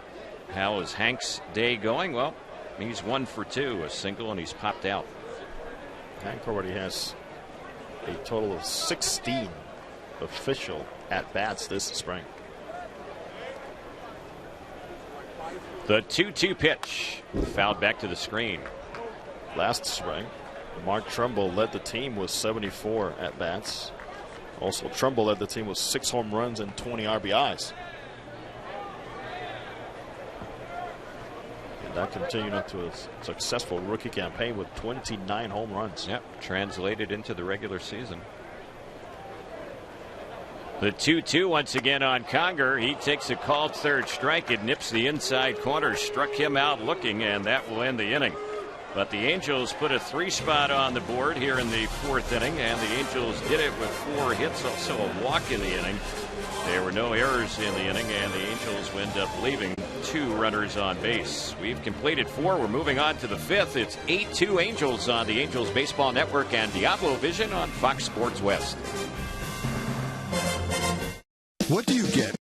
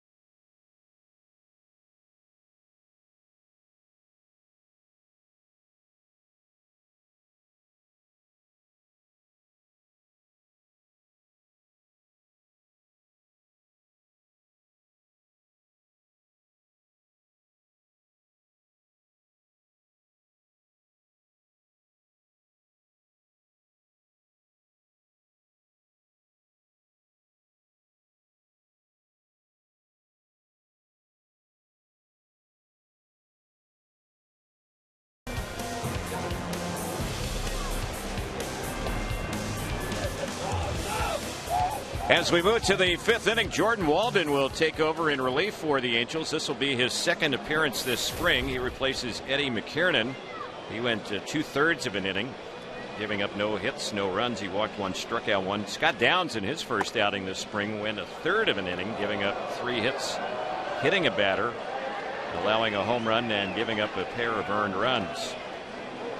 So it'll be Kipnis, Cabrera, and Hafner to face Jordan Walden as we get set for the 5th inning. Terry Smith along with Jose Mota, our producer engineer Darren Chan, our producer director on Fox Sports West is John Gonzalez, and we are with you here at Tempe Diablo Stadium, where all systems are go right now for the Angels, who lead the Cleveland Indians by 6 runs, 8-2. The pitch, that one a little bit low and away. We're underway here in the 5th inning. It's 1 ball, no strikes. An excellent job by the whole Fox crew here for Diablo Vision, and of course our producer engineer here in the booth for radio, Darren Chan. But a lot of games on Diablo Vision, a lot of work, a lot of coordination, and so far so good. 2 balls and no strikes.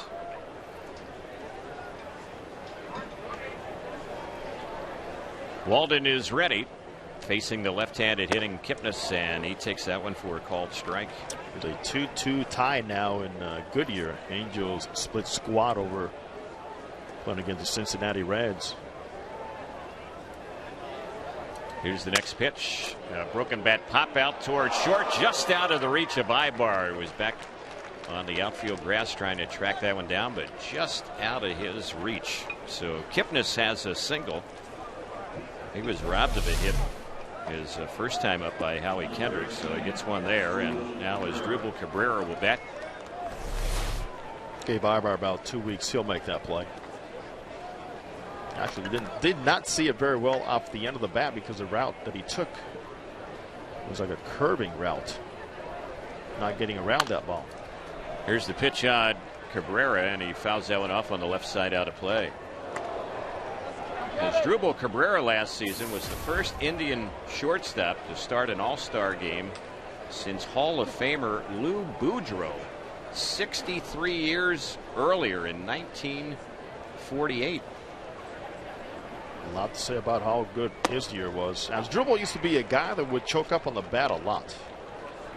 I mean, choke up to the point where it's like 3 or 4 inches until Orlando Cabrera came into camp last year, and during batting practice and early spring training last year said, just go all the way down.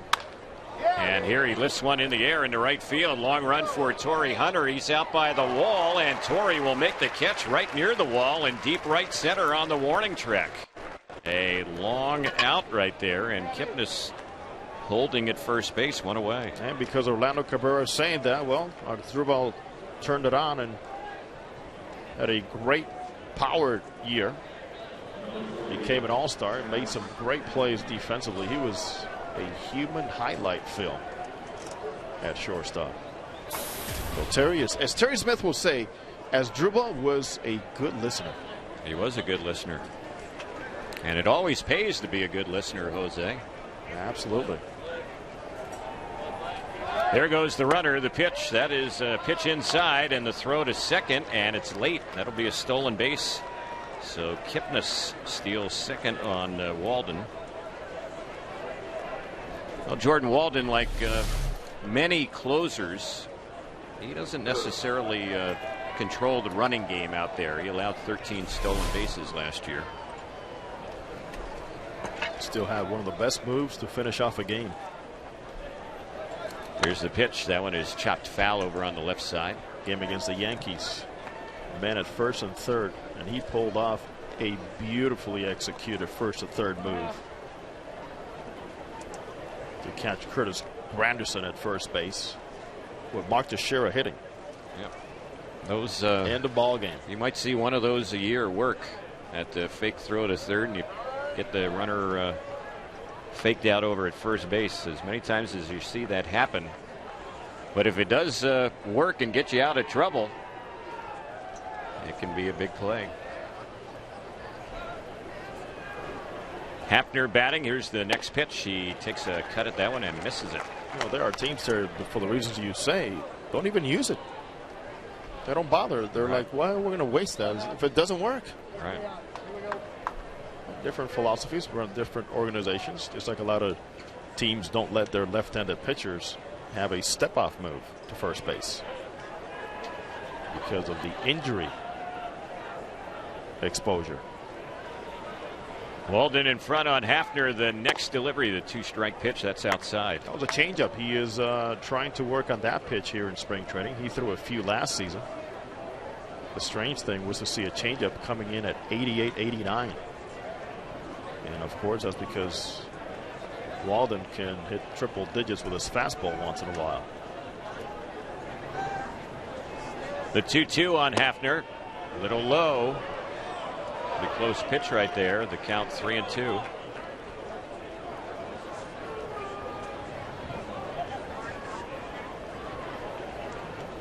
Breakdown of Walden's pitches last season. 81% of them were fastballs, 16% sliders, 3% of his pitches were changeups.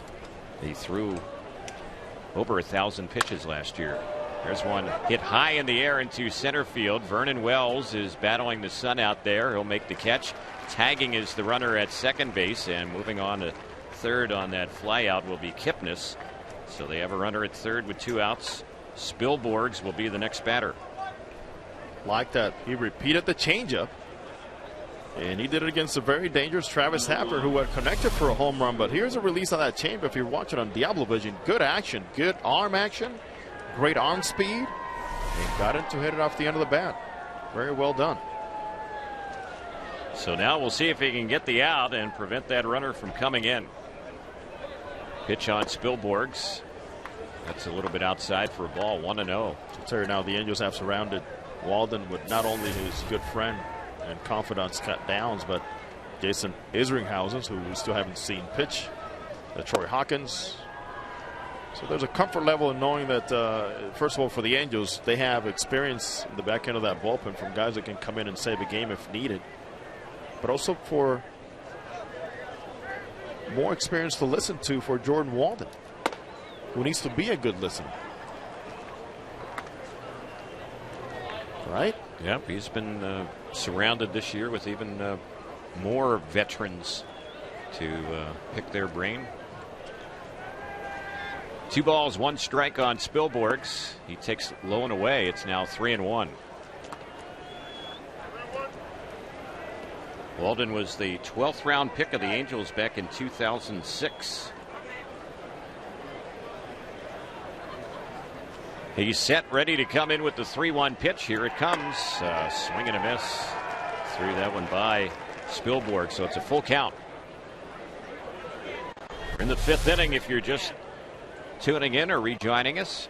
Angels have an 8-2 lead. And the 3-2 delivery, grounded right to short, should be the end of the inning. It's fielded there by Ibar. The throw right on the money, and the inning is over. So they fail to get that runner in from third base. It ends on the 6-3 ground out. In the inning, no runs, the leadoff hit, no errors, a runner left at third. The Indians have now stranded 6. As we go to the bottom of the 5th, it's 8-2 Angels on the Angels Baseball Network and Diablo Vision on Fox Sports West.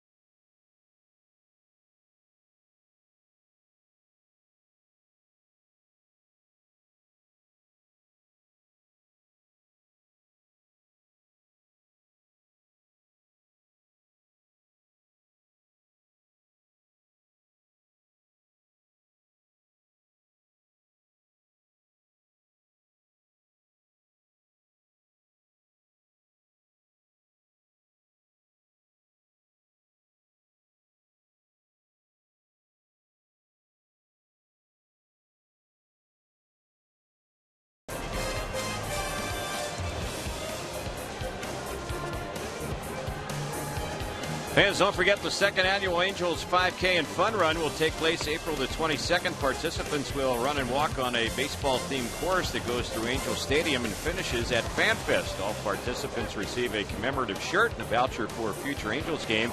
Sign up today at angels.com/5K. Proceeds from the event will benefit the Angels Baseball Foundation. Albert Pujols showing some love to the fans. In fact, the Albert Pujols Family Foundation will be very active in Southern California, just as it was over in the St. Louis area, involved in the cause for Down syndrome. So as we get ready for the Angels to bat here in the bottom of the 5th inning, Danny Salazar, a right-hander, will take over for the Cleveland Indians. He's their new pitcher. He replaces Chris Ray, who had a tough 4th inning. And the first pitch, that ball is crushed into center field, but right at the center fielder Carrera, and retired on the first pitch is Jorge Cantu. He couldn't have hit it any harder. Let's pause for station identification here on the Angels Baseball Network. Number 39, Ryan Landry.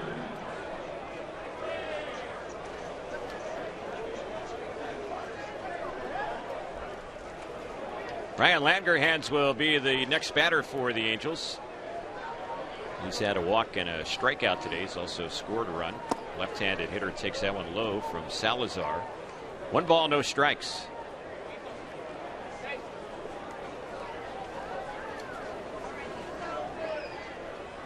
Here comes the next pitch, and that one is outside.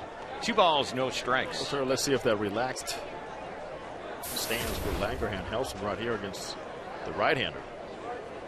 See that bat leaning on that shoulder. The 2-0. He fouls that one off the screen. He's one of those guys getting also a long look here in the early going. Along with Cole Calhoun, who's been pretty busy over there at Goodyear in that split squad. Hank Conger, a lot of at-bats early this camp. 2-1 pitch. Fouled off on the left side, backing out of play. Danny Salazar's from the Dominican Republic. And he pitched in A-ball last year. Also in the Arizona Summer League. Next pitch, that's low and in. So the count runs full, 3-2. As you mentioned, the Arizona Summer League. We go back to the Arizona Fall League, and Mike Trout is just a few days away from being in a game, according to Mike Scioscia, as he addressed the media this morning. There's one low and inside, and it's another walk for Langerhans. That's the second time he's walked in the game, and he does that with 1 out here in the bottom of the 5th. Ibar will be the next batter. I know a lot of fans here in the Tempe area and also across Southern California have been asking us about Mike Trout, who has lost over 10 pounds here in camp. He's had a virus problem, which has kind of zapped a little strength, and the pitch that's fouled off on the right side. A foul ball off the bat of Eric Ibar. 0-1 the count.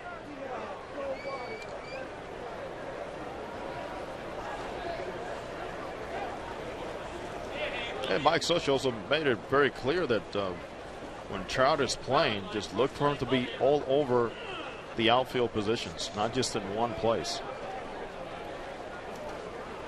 He said clearly if he makes his team, it'll be because he's versatile, playing more than one outfield position. Ibar just fouled off another pitch over by the Angels dugout. So it's 0-2 on the Angels shortstop, who's had a 1-for-3 day. Ibar's had 7 hits already this spring. You know what happens here in a few days? The beauty of minor league spring training games. Right. That's a luxury for the big league team. There's one that's low and in, and Mike Scioscia even hinted that there's a chance that Kendrys Morales could get some at-bats in some of those minor league games. It's just right behind us. Right. This field's right behind here in Tempe Diablo. They'll be real busy with action here very soon. Busy right now with practice, but games are coming up. There's a pitch that is inside on Ibar, and that one had him jumping off the plate. Well, Tim Salmon told me that one time he went out, he was assigned after coming back from an injury, and he got 20 at-bats in one day. Wow. How about that? Because what happens is you can send somebody from the big leagues to not only hit in one game, but in 2 or 3 games. Right. Well, they have all those fields down there, so you can jump around from one field to the other. You have the AAA team playing in spring training game, AA club, the A club. And then you have inter squads also at the same time because there's so many bodies, and you can lead off for 3 teams at the same time or more. And the way those fields are positioned, you can easily get from one to the other. Just a quick little jaunt from one field to the other. 2-2. Fouled off again over by Howie Kendrick waiting on deck. So Ibar is battling here against Danny Salazar. He's the 3rd pitcher for Cleveland, and the Angels roughed up the first 2. Huff giving up 5 runs, 4 earned in 3 innings, and Ray giving up 3 runs, all earned in 1 inning.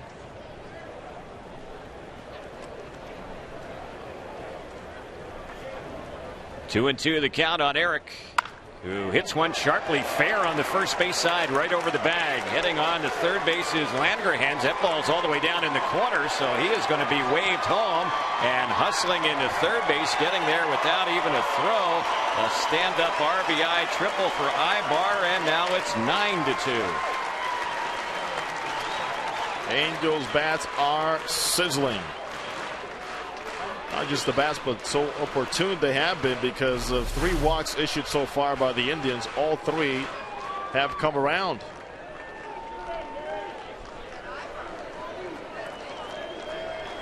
And Eric Ibar, as a result of that triple, will now have the rest of the game off.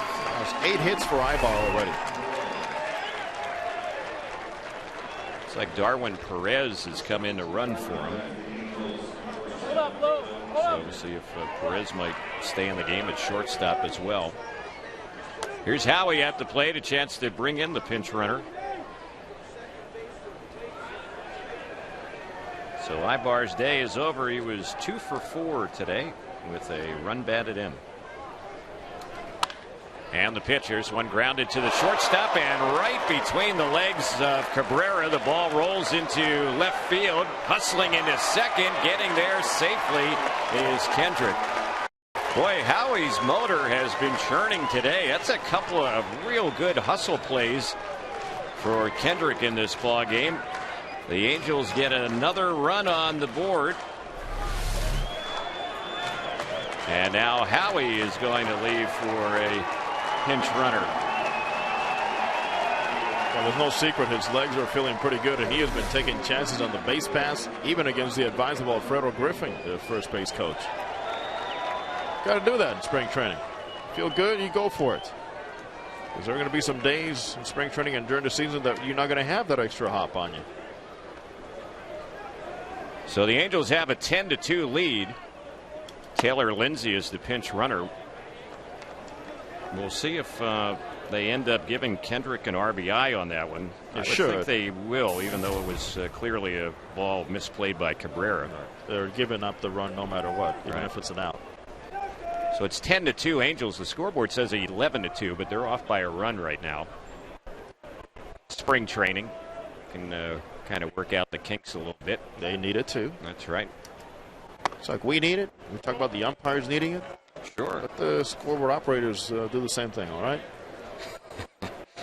Don't be too hard now, Terry. Just a matter of time, though, of making the adjustment. It's still saying 11-2. Albert Pujols at the plate.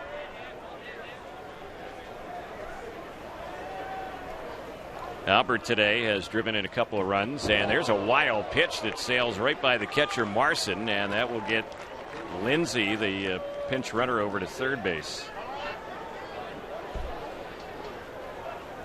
Lindsay will probably stay in the ball game for Howie at second base as well. And Danny Salazar, so Albert Pujols, and his catcher's going for a fastball away, and he just amped it up and missed by a lot. You don't see fastballs make it all the way back like that very often.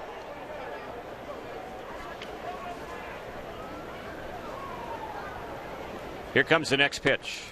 That one is a pitch that's in there for a strike. Scoreboard now has the score as 18-2, Jose. So it's inching forward for some reason. Hey, We'll take a 16-run lead. It could be 18-2 before it's over. Who knows? Here's the pitch, lifted in the air into shallow center field. Let's see who's going to make the call on this one. It'll be the shortstop. No tag by Lindsay, the runner at third. It just wasn't hit deep enough. So Albert is retired on that mile-high pop to short.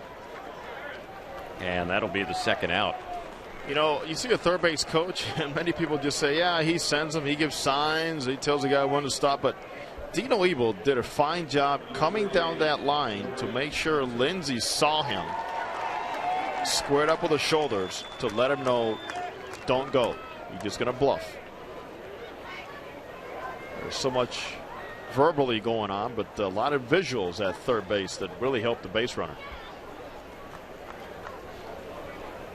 So still the runner at third with 2 outs.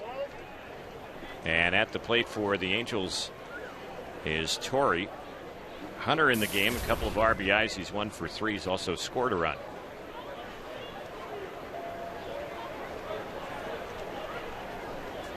Here's the next pitch. That's a strike on the outside corner.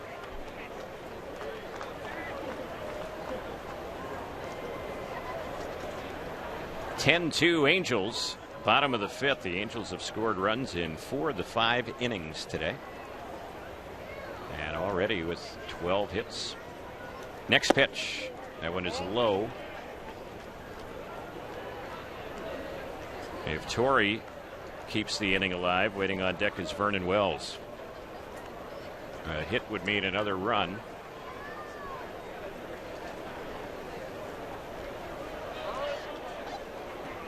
Time called as Hunter backs out of the box.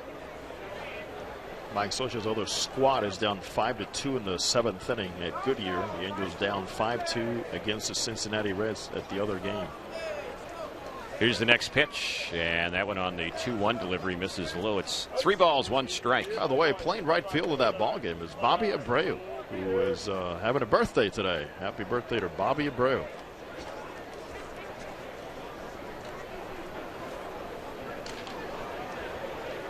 Bobby Abreu today turns what, to 38 years old?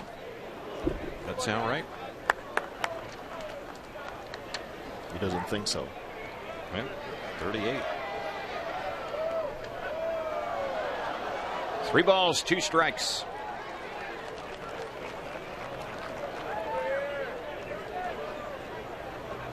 Angels with a pair of runs in the inning, scoring 2 runs with only 1 hit in the inning. They count full. Runner at third, 2 outs the pitch. Torrey takes low and outside. That's ball 4.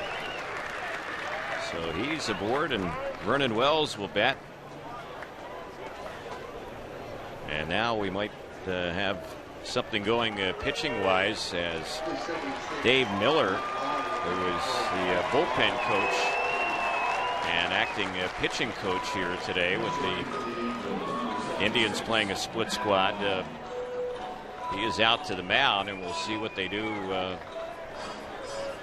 as far as Salazar. They're going to stay with him. They've had action in the bullpen, but no pitching change. Matt Long has come into the game to pinch run for Torrey Hunter. So Long will likely stay in the game in the outfield as well for the Angels. So Mike Scioscia is starting to lift some of the regulars. Ibar and Kendrick have been pulled here in the inning. Now Hunter. Second walk issued in the inning by Salazar. He retired the first batter, but since then has had a lot of trouble. Of course, the error didn't help him in the inning as well. And the first pitch on Vernon, he takes ball 1. It's 1 ball, no strikes.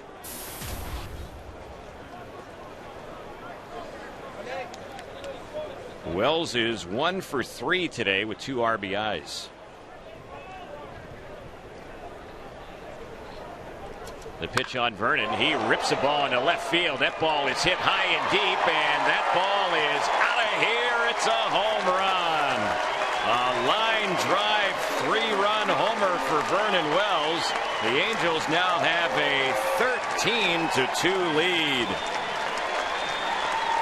A rocket out of this ballpark. And with all the good approach, all the great batting practice, a refined shorter swing for Vernon Wells, paying some early dividends here in spring training. Well, a no doubter. So Vernon Wells with a 5 RBI day right now. We're only in the bottom of the 5th inning. Boy, that's good to see. Talk about quick and short to the ball. Here's Trumbo at the plate. He takes that pitch for ball 1. It's 1 ball, no strikes.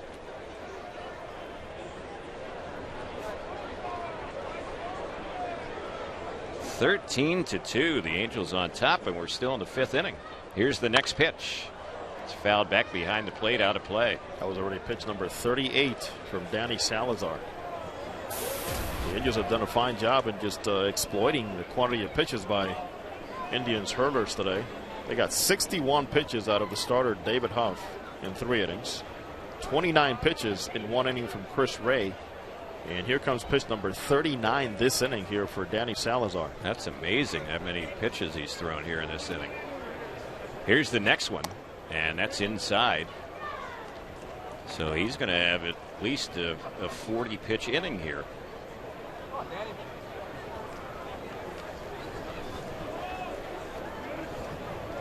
Two balls, 1 strike on Trumbo. Mark swings and he lifts the ball high and deep into left center field. He has hit another bomb out there. It's gone, a home run. Trumbo, 2 days running with another tape measure homer out there in left center field. It's now 14-2 Angels. There is a reason why the Angels are trying to find at bats for Mark Trumbo as a designated hitter, as a third baseman. Who knows? Maybe sometimes even as a right fielder. Simple reason: power. So a knockout blow in a number of ways. That'll be it for Danny Salazar. We're going to have a pitching change for Cleveland, a break in the action. The Angels still batting here in the 5th inning, leading at 14-2 on the Angels Baseball Network and Diablo Vision on Fox Sports West.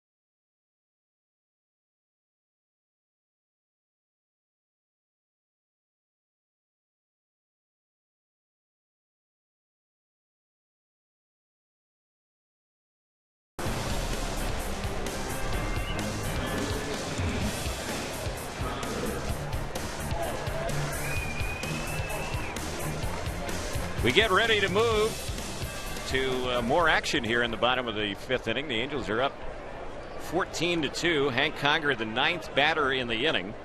Feels like the 8th inning already. Yeah. Conger's gone 1 for 3. A new pitcher for the Cleveland Indians. A right-hander on the mound, Ryan Price.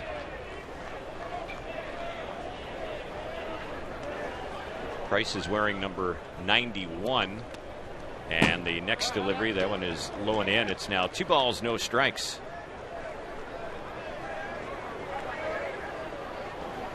The catcher, Boo Marson, goes out to have a word with Price. A rough outing for Danny Salazar, as he gave up 6 runs but only 2 earned in his 2/3 innings of work. He did give up a pair of home runs. He also walked a pair of batters. Price is set, and the next pitch. That one is swung on and missed. Yeah, that's why you bring backup pitching to those trips. Yeah. A lot of minor leaguers make that trip, get on the bus. A lot of times they don't pitch, but for days like this, they will see some action. Still a lot of game left here. Counts 3 balls and 1 strike.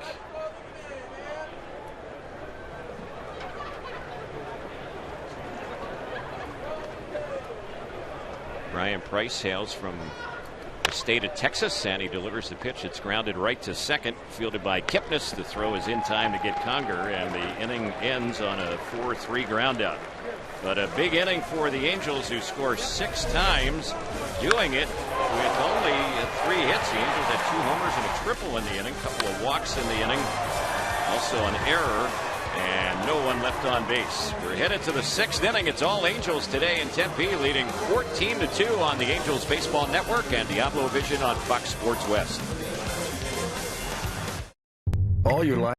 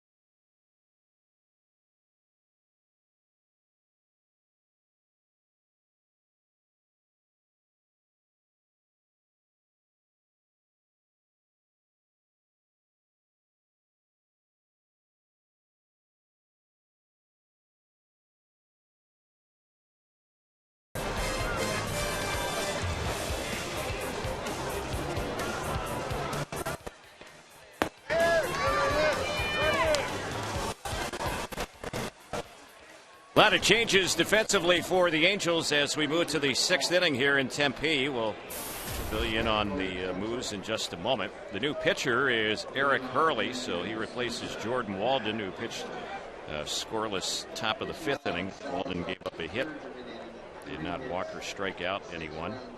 And Eric Hurley, who signed with the Angels during the offseason, former Texas Rangers pitcher, gets ready to work. His first pitch, that one is a little bit inside on Matt Laporta for a ball. The count 1 ball, no strikes. Second appearance for Hurley, right-hander. A couple of innings, 2 hits, a couple of walks, and 2 strikeouts, 2 for Hurley. 1 hit, 2 walks, 2 strikeouts. Pitched himself out of trouble his first time out. Here's the 1-0. That one is low and outside. 2-0 the count. Frazier Hall, a young player up from minor league camp, as the new Angel first baseman. Taylor Lindsay stays in the game at second base. He came in a pinch run for Howie in the bottom of the 5th inning. Darwin Perez, who came in as a pinch runner for Eric Ibar, replaces Ibar at short. There's a swing and a miss, and the count 2 balls and 1 strike. Matt Long, who came in a pinch run for Torrey Hunter in the bottom of the 5th inning, is now in right field. Torrey, and the new center fielder is Travis Witherspoon up from minor league camp today. Here's the next pitch, and on the 2-1, that one is swung on and missed. So Laporta has the count go even on him. It's 2-2. First baseman Frazier Hall, impressive numbers at Orem last year. 355, 9 home runs, and 46 RBIs. He was a 16th round pick in last June's free agent draft. Here's a high fly ball that's lifted off the bat of Laporta into right field. Waiting for it is Long. He's under. He'll squeeze it. And that is the first out. Terry, an Orem team that keeps producing and producing young players for the Angels in that system. Longtime manager there, Tom Kochman. So Freddie Lewis will be the next batter.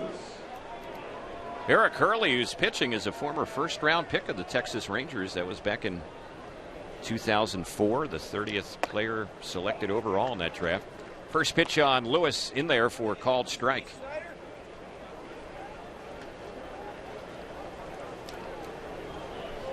Hurley set the 0-1. It's fouled back to the screen. Hurley has spent a lot of time on the disabled list, hoping for a fresh start here with the Angels. Showed that he's healthy and showed that his stuff can get big leaguers out.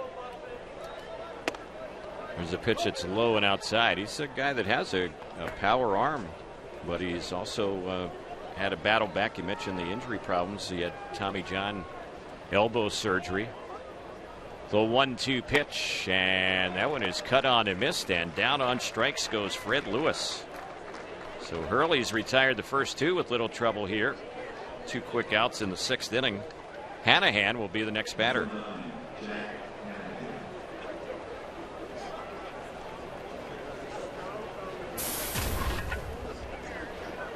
Eric Hurley, certainly a pitcher of the Angels sign who gives the Angels some more starting pitching depth. Next pitch. That one is low and inside. Anytime I see a number 41 on the mound, I can only think of one guy. Big John. Game 7 winner for the Halos. Yep. Big John Lackey, who will not pitch this year. He's coming off of arm surgery. 1 ball, 1 strike. It has not been an easy transition for John Lackey over to Boston. 2 balls and 1 strike.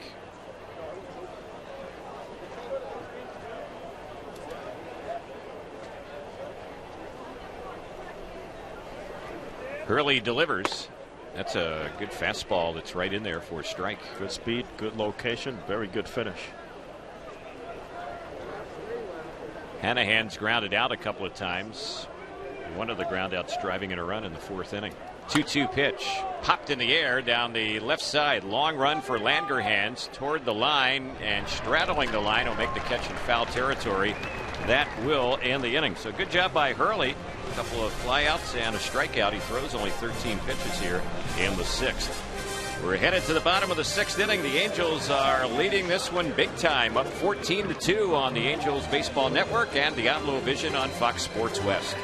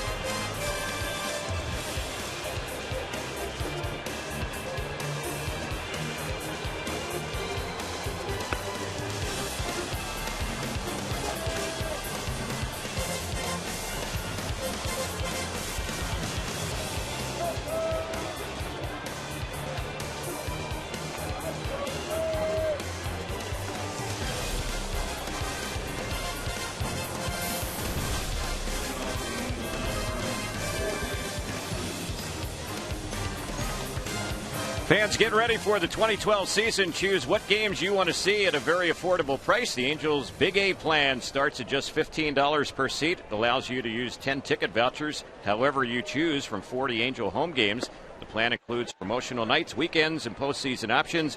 Buy your plan today at angels.com/mini-plans or call 888-796-HALO. Jorge Cantu at the plate takes ball one. The count 1 ball, no strikes as he faces Ryan Price. And the next pitch, that's low and outside. 2-0 the count. Going to help you with your plans with the Angels open the season at home. It'll be April 6th, 7th, and 8th against Kansas City, a short homestand. Then the Angels will travel to Minnesota and New York before a homestand that starts on the 16th of April. 4 against Oakland and 3 against Baltimore. Make plans to see us over at the Big A and experience exciting Angels baseball. 2-0 delivery was ball 3 on Cantu. And here's the next pitch. He is taking all the way on that 3-0. It's 3-1. Cantu has had an RBI hit in 3 times up. Big offensive day for the Angels, and this game isn't over yet. 14 runs on 14 hits. The pitch, it's grounded by the mound, and that one's going to skip through into center field. Another hit for Jorge Cantu. A leadoff single. He is putting together a nice beginning to his spring. Number of changes for the Cleveland Indians defensively this inning, as they have Juan Diaz playing short. Cord Phelps is in the infield at second base. Trevor Crowe is the new left fielder. At the plate for the Angels is Langerhans, and he takes the first pitch. That one is ball 1. It's 1 ball, no strikes. He's had a couple of walks. He scored a pair of runs, and he chops that one foul over on the right side.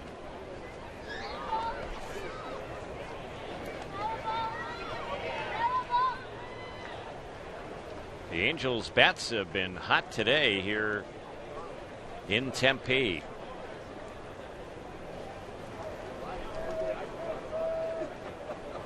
Price is set. Next pitch. That one misses low. Everybody, Terry, has contributed somehow offensively today. Langerhans, even though he does not have a hit, a couple of walks and 2 runs scored. Yeah. Here's the next pitch on him. He takes that one low and away.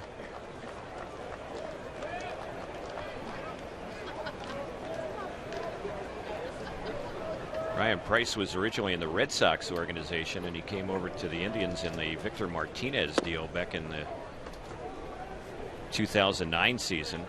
It was a deal in late July that year. Justin Masterson came over to the Tribe in that trade as well. And Price had a nice season last year in Double-A at Akron, as that one is lined right up the middle. That's going to drop in for a hit. So Langerhans gets a hit. He gets in the act. That's his first hit this spring. Yes, he finally got to relax those shoulders, go right up the middle with some backspin. Tries to hook the ball a lot, and Mickey Hatcher has been working on him on getting away from the top spin and into more backspin.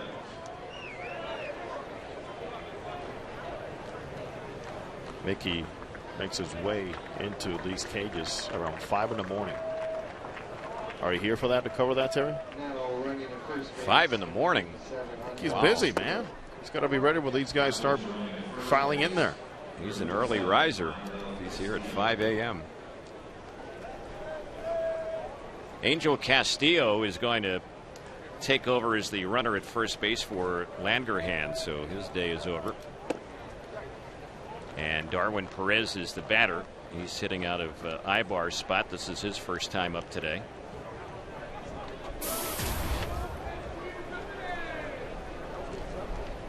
Caleb Cowart is the base runner for the Angels at second base. So a couple of pinch runners out there now. And the pitch, that one is fouled off on the left side, backing out of play.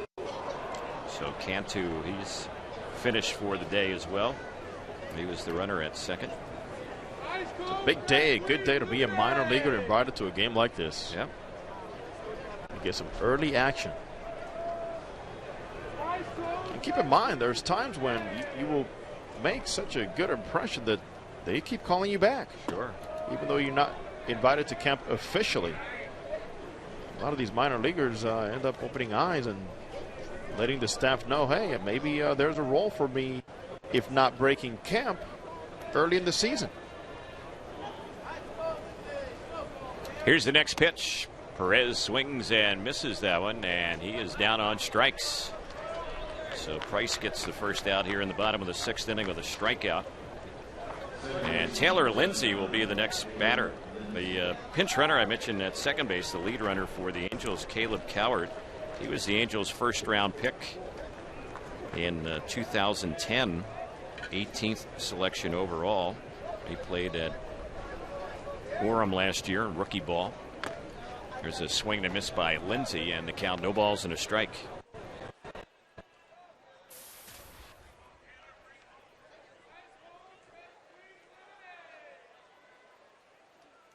Two runners on, one out. Angels batting here in the bottom of the 6th, up by 12 runs. A one-sided ball game today for the Angels. 1 ball, 1 strike, the count on Lindsay. He's gone 4 for 5 this spring. Another young player has had a chance to show what he can do a little bit so far this spring, and he takes that pitch high and outside. 2 balls, 1 strike.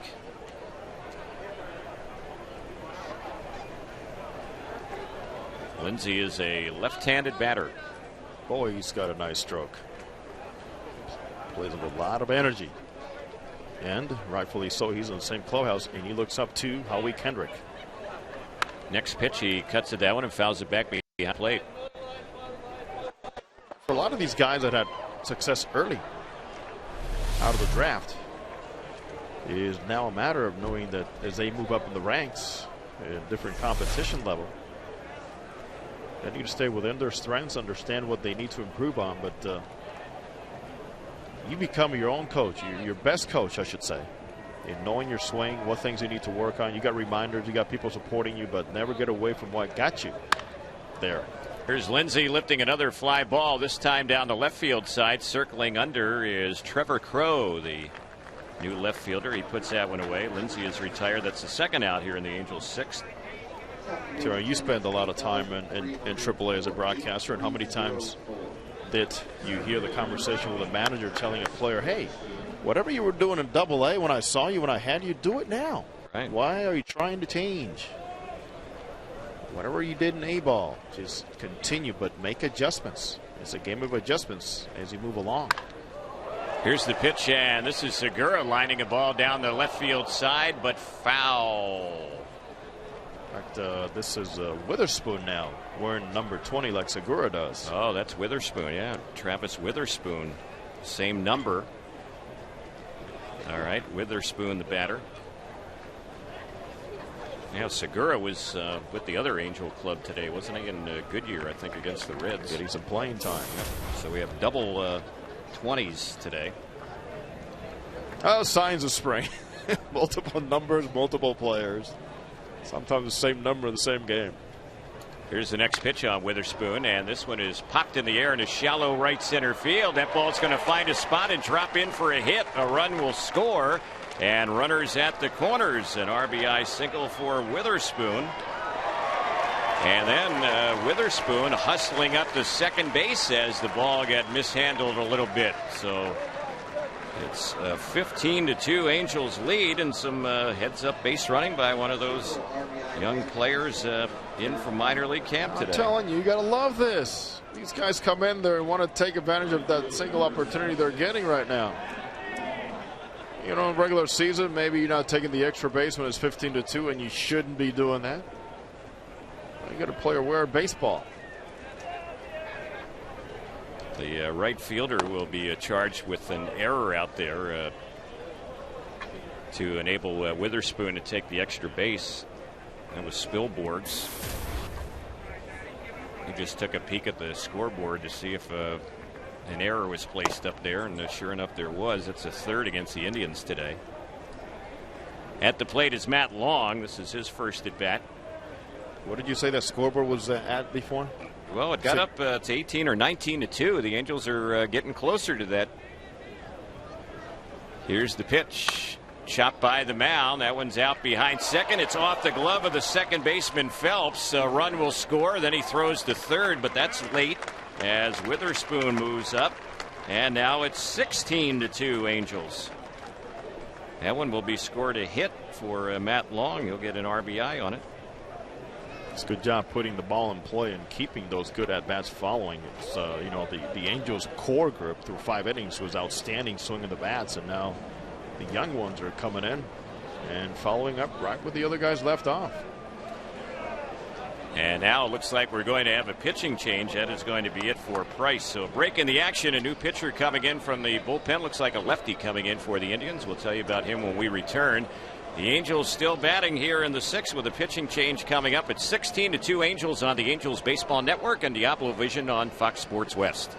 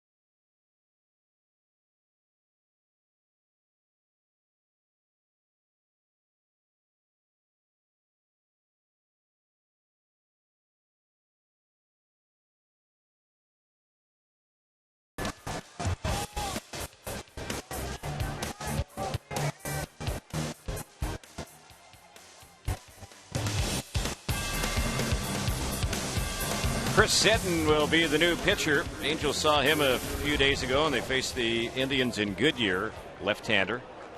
And the batter for the Angels, getting ready for his first at-bat, is Frazier Hall, just up from minor league camp. We mentioned him a few minutes ago. He's playing first base for the Angels. Left-handed batter, and he takes the pitch for a called strike. Brian Mount, Southern California native, waiting on deck. He would bat for Mark Trumbo, the original DH for the Angels today. And there's a pitch that's low, and it gets by the catcher, and breaking for the plate and coming in and scoring without even a return throw is the base runner Travis Witherspoon, and the Angels put another run on the board. It's now 17-2.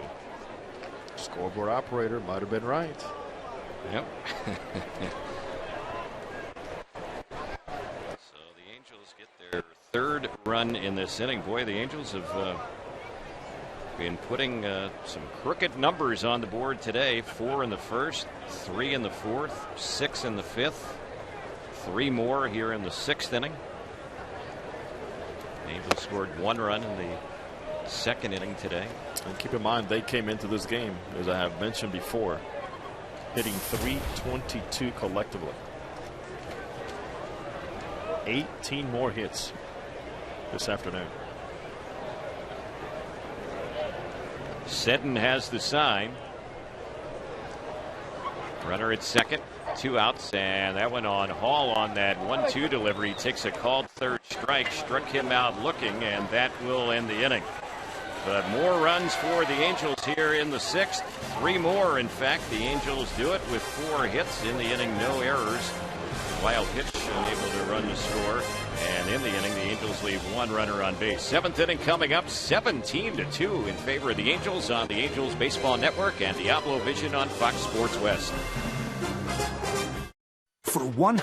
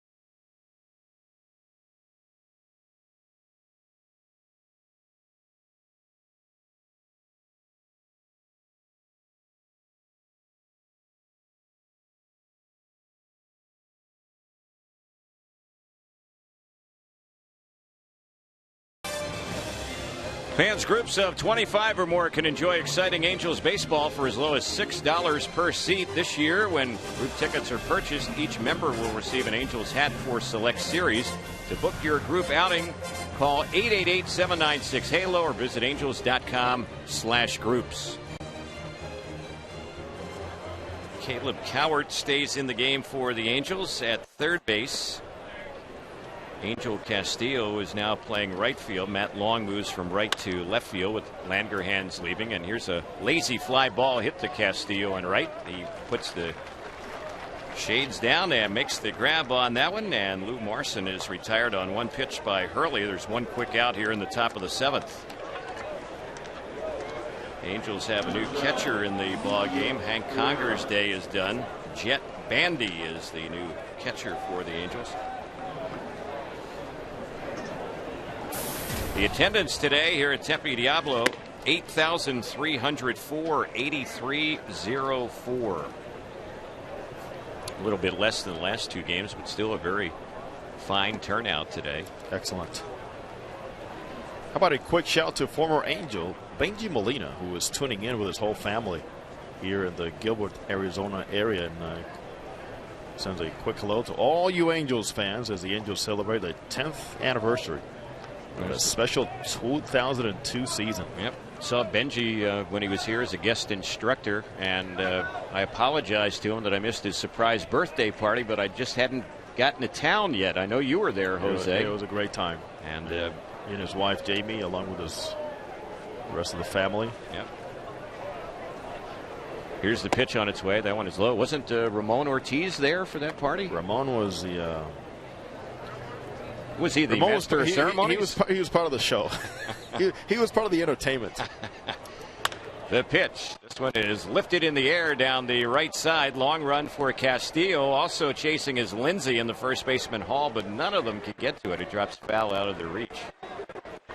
Jada, Jamie, and Kelsey, along with Benji Molina, who should be back also as an instructor here at Angels camp. It's good to see those guys in uniform again. You know, Tim Salmon and Mark Langston. Hope to see a Garrett Anderson over here someday. Troy Percival for years and years has been coming in. 3-2 the count on Carrera. He's gone the entire ball game for them in center field, and he fouls that one off on the left side. Eckstein. Yeah, I saw Eck. He was here today. He's back. Yep. He left. He came back. He was here today. It's all part of passing it down. In fact, Tim Salmon today has been spending a lot of time over on the minor league side, instructing some hitters and some outfielders. 3-2 pitch, another one that's lifted foul. This one behind the plate. It's going to get back and out of play. So you'll see Tim in his full uniform after this ball game on our Angels postgame report on Fox Sports West. And Terry's been working on getting me a uniform too, but I don't know that. I don't know that you need to do that on the TV postgame. I don't, Terry. No. 3-2 pitch. It's fouled back to the screen.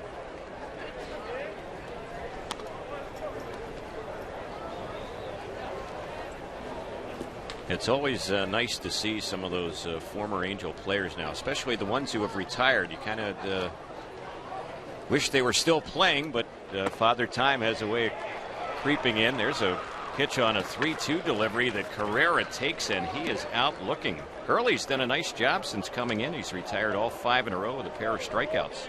I think of Tim Salmon, and I think of history, and Angels history, of course, a tremendous career, but World Series 2002 and a fist pump with Ron Renick at third base after he homered in game 2. Oh my goodness, I will never forget that.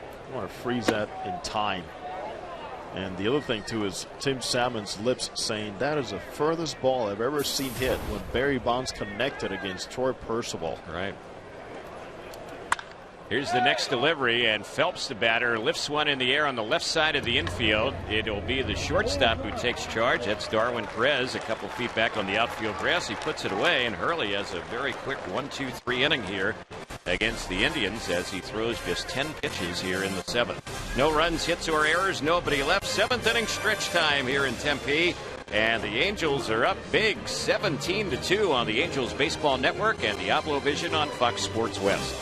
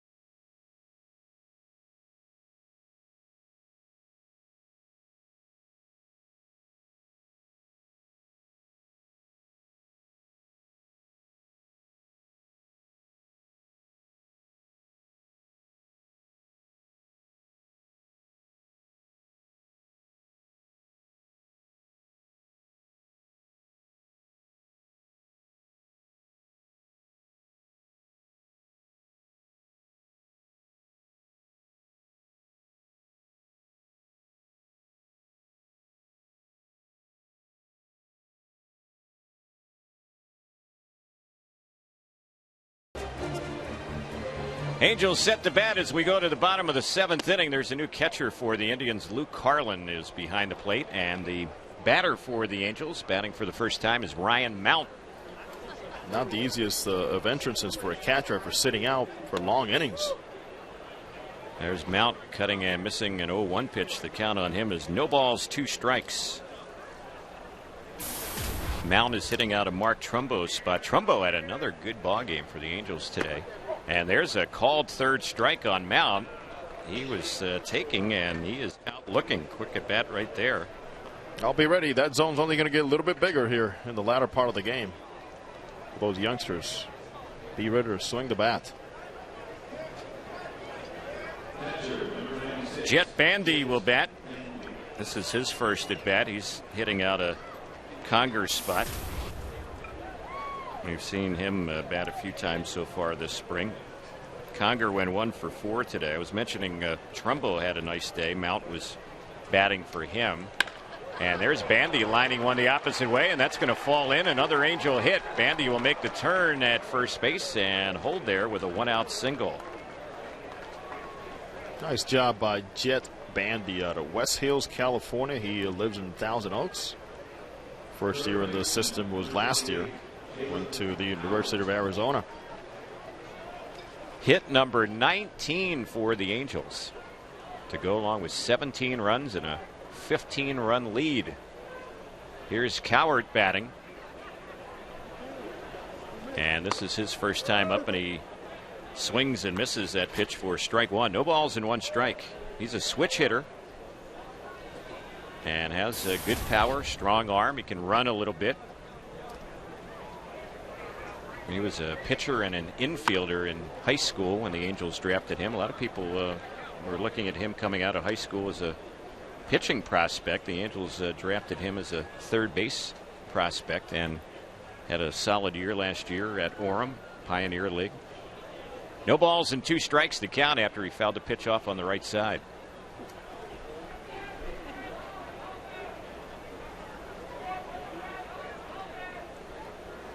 Here's the next pitch, and he was fooled on that one. He misses it. He struck him out.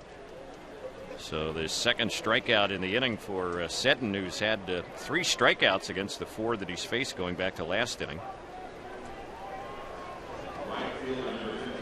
Angel Castillo will be the batter. Well, hopefully before spring's over, we'll see some at-bats here from C.J. Crone, a young Angels prospect who got up to a terrific start. Good power numbers last year, but whose season was cut short because of an injury. C.J. Crone. Crone had a couple of different surgeries as a result of some of his injury issues, and there's one that's grounded foul on the left side. So to count on Castillo, 0-2. We saw Angel Castillo a little bit last spring here in Angel camp, but he had a tough year in the Angels system last year between AA and AAA. He hit only .211. He played a lot in camp last year. Power numbers are wondering where is that at? He's a pretty big kid. Very good defensive outfielder. 0-2 pitch, and he fouls that one back behind the plate. And going back to C.J. Crone, Angels' first pick in last year's draft out of the University of Utah. What a terrific start to his career. 34 games, 143 at-bats, 13 home runs, and 41 RBIs. On base of .371 and slugging of .629. He had both shoulder surgery and knee surgery during the offseason to Crone, and there's a swing and a miss, and down on strikes goes Castillo. And the day when the Angel bats have been red hot, this inning, Seddon ends up striking out the side.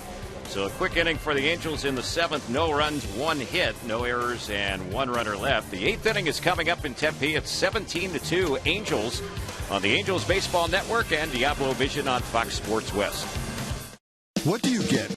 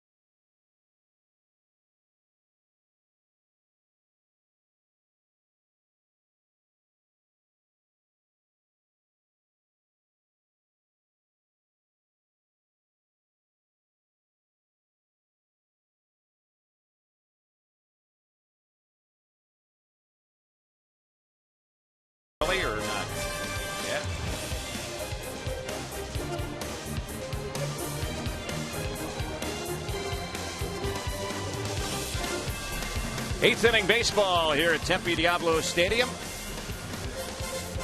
first batter up for the Cleveland Indians getting ready for his first at bat today is Juan Diaz. Eric Hurley's still in there for the Angels. This will be his third inning. He's retired 6 straight batters since coming in the top of the 6th, striking out a pair. And he faces Diaz, who swings from the left side. First pitch, he goes after it and chops it foul on the first base side, and the count, no balls, 1 strike. It's a good idea to send out Eric Hurley out there again. Only 23 pitches through his first 2 innings. He has faced the minimum 6 batters. No balls, 1 strike, the count on Diaz.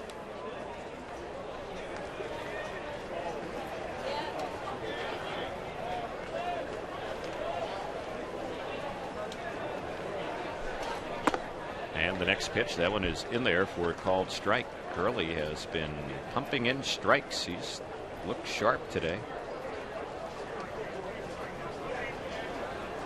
The 0-2 pitch hit in the air and hit high and pretty deep into right center field. Let's see who's going to take charge. It looks like the center fielder, Travis Witherspoon, will make the grab on that one. Routine play, although Diaz gave it a pretty good ride. That's the first out. Let's pause for station identification right here on the Angels Baseball Network. Pinch hitter, number 71, Nick Weglars.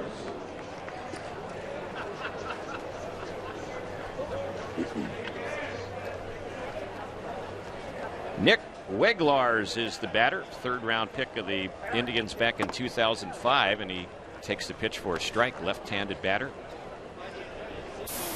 Weglars, a Canadian, has some power, and the pitch on its way. There's a swing and a miss, and the count jumps to 0-2. It's a good day for Travis Hafner. He goes 2 for 3 with a home run, his first of the spring. A home run and a single for Pronk. Weglars batting for him, and he takes a called 3rd strike, and that is out number 2. Gotta love that zone. Well, there's really no reason to be looking at pitches with 2 strikes on you when it's a 15-run lead. If it's close, at least make an attempt to foul it off. Yep. Here's the next batter, and that pitch is a strike on the outside corner. Spilborg's at the plate. He's gone all the way in right field for them, and he fouls that one back, and Hurley just jumping on top of hitters, another 0-2 count.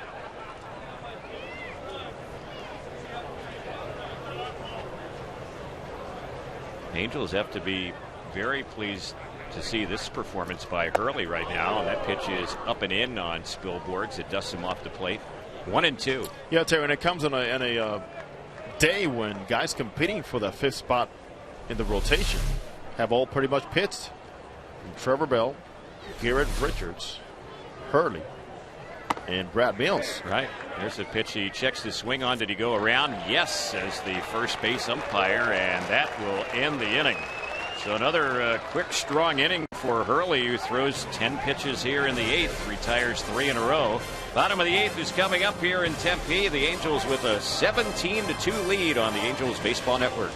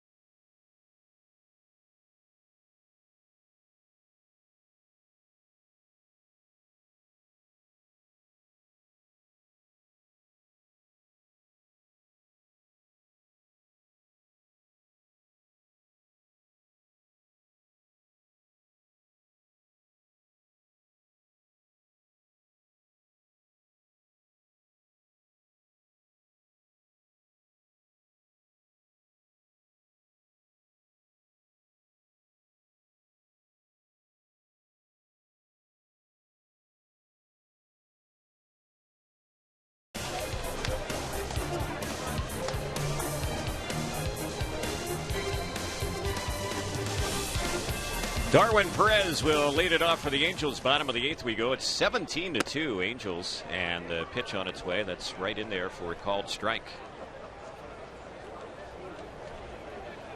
Perez batting from the right side against the lefty. Looks that one over, and that pitch bounces in. 1 ball, 1 strike. Darwin Perez has struck out his only time up since coming into the ballgame.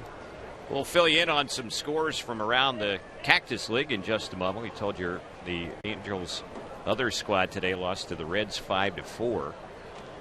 The 1-1 pitch fouled off just to our right out of play. The losing pitcher in that game for the Angels today in Goodyear was Trevor Bell, and former Angel Jose Arredondo ended up being the winning pitcher in relief.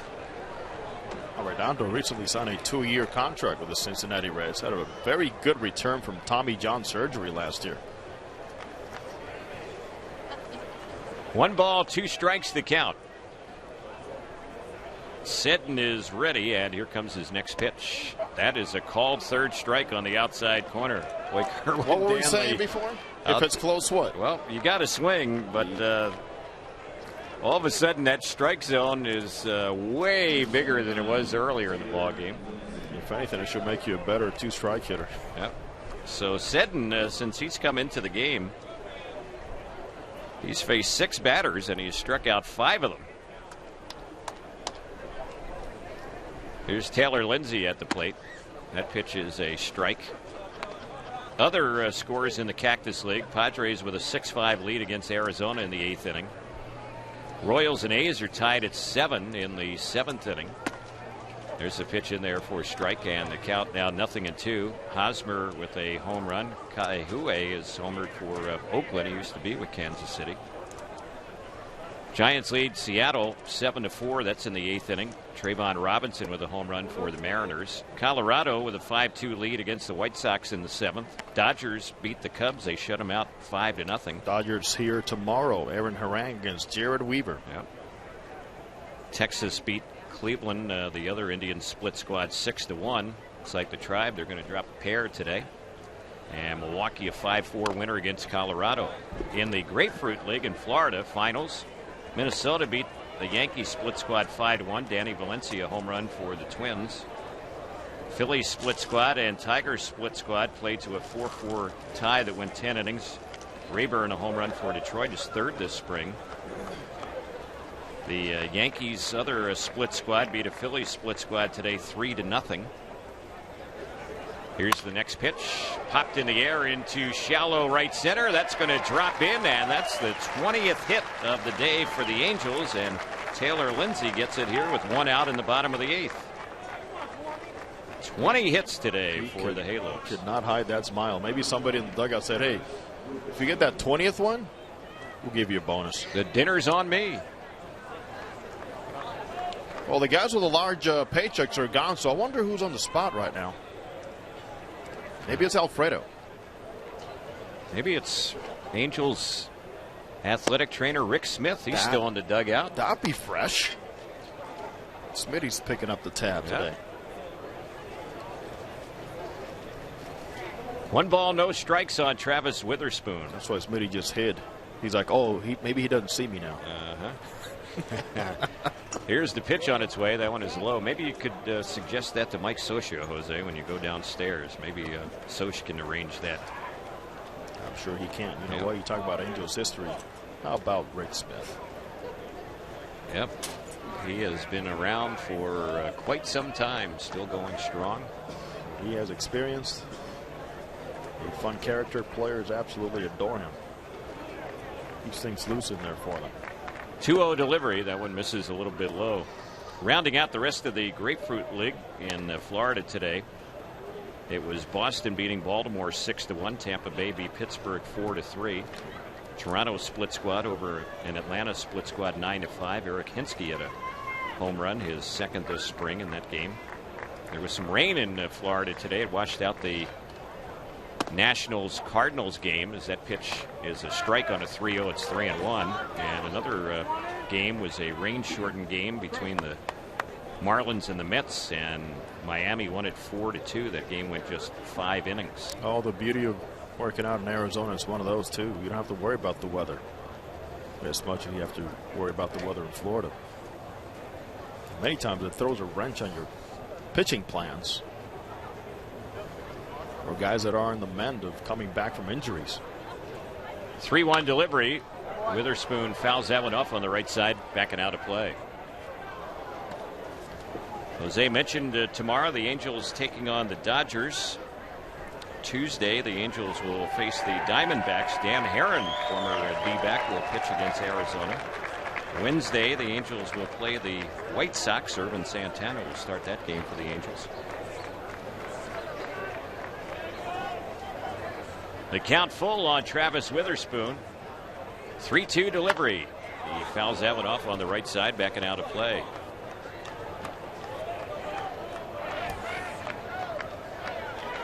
We saw Witherspoon a little bit last spring here in Angel Camp.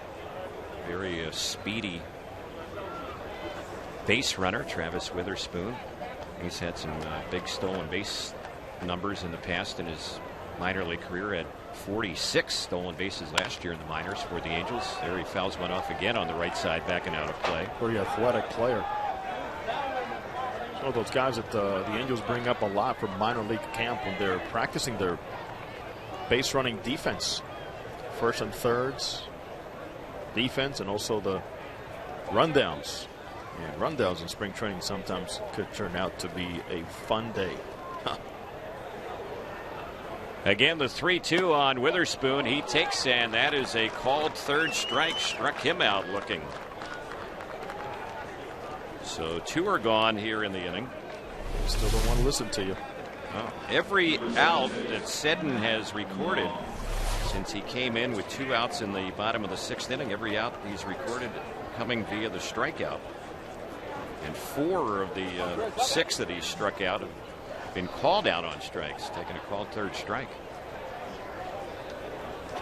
Here's Matt Long at the plate. He's had an RBI hit his only time up today, and he takes a strike on the outside corner.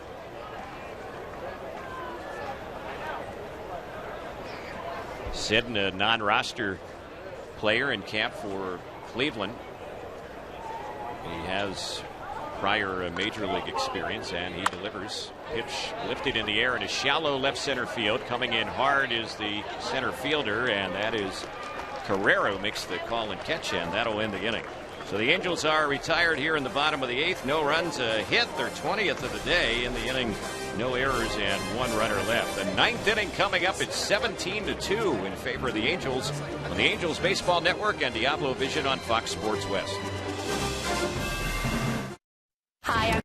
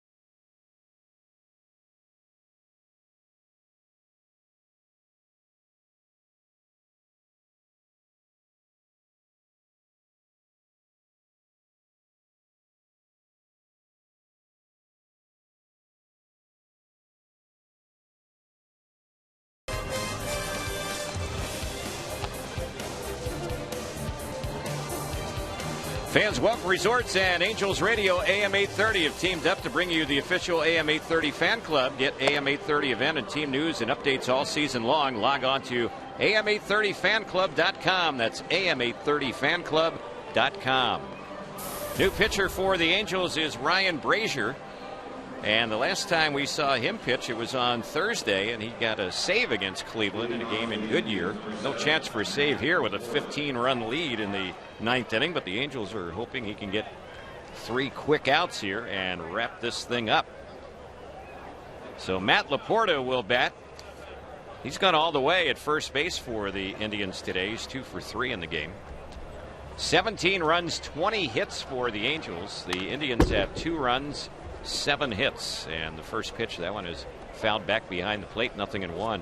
Eric Hurley was outstanding today for the Angels. He retired 9 batters in a row, struck out 4 of the 9, pitching 3 scoreless innings. Brazier in to get the final 3 outs, and that pitch is outside. It's 1-1.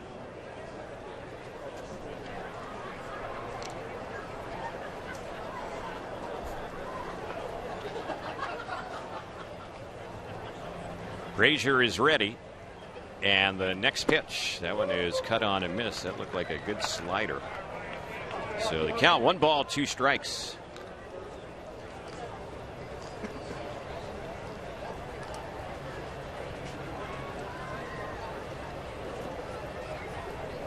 Ryan Brazier, a former high school catcher who the Angels selected in the 2007 draft. And there's a called third strike on the outside corner. Laporta is out looking.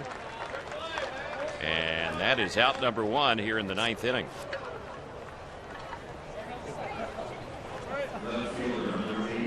Jose is headed downstairs. Get ready for post-game duties. He'll be joined by manager Mike Scioscia at the conclusion of this game.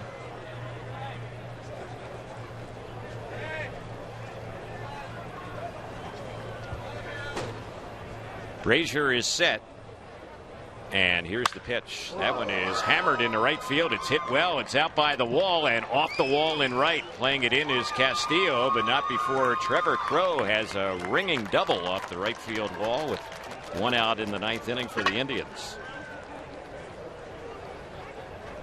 So the Tribe getting a base runner here. It's like we're going to have a pinch hitter. Thomas Neal is going to bat for Jack Hanahan.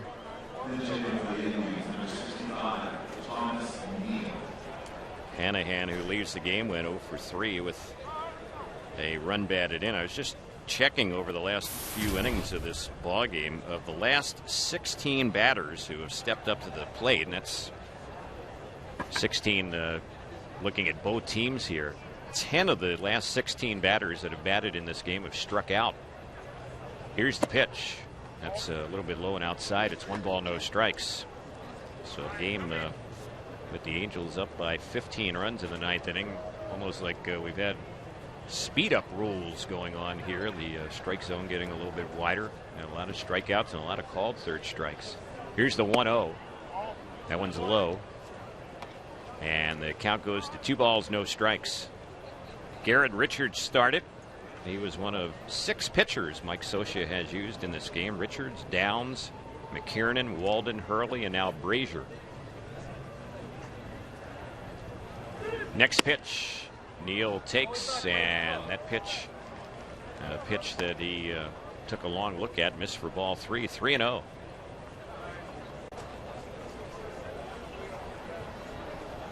Angel pitchers today have walked only 1 batter, and along the way have combined for 6 strikeouts against the Indians.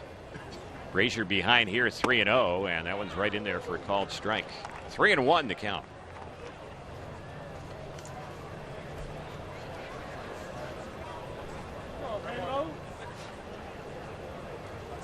Luke Carlin waiting on deck.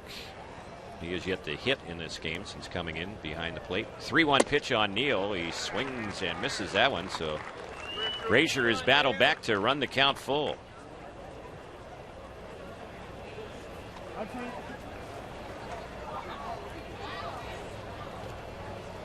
So we'll see if he can come all the way back and get Thomas Neal, who played some AAA baseball last year. He's a native of Inglewood, now lives in San Diego. One time in the Giants organization. Frazier steps up. The rubber time is called. Neal went to Poway High School, graduated in 2005, also Riverside Junior College, Southern California native. The count full on him. Frazier ready, and the 3-2 pitch. He cracks his bat, bounces the ball to first. It's handled cleanly by Frazier Hall, and then he flips over to the pitcher, Frazier, who stumbled but was able to get his foot on the bag somehow for the out. That looked like it was going to be a very easy play, and then it became a little bit of an adventure over there at first base. The toss to the pitcher, and then if you're watching on Diablo Vision, you saw how Frazier stumbled trying to find first base, accepting the throw from Frazier Hall. So a 3-1 ground out. The Angels get it done. It wasn't artistic, but they get the out. And at the plate now is Luke Carlin, batting from the left side. He takes the pitch for a strike. Indians are down to their final out in this ball game. 17-2. The Angels on top here in the ninth. And the next pitch, that one's lifted foul down the left side. It's going to get back and out of play.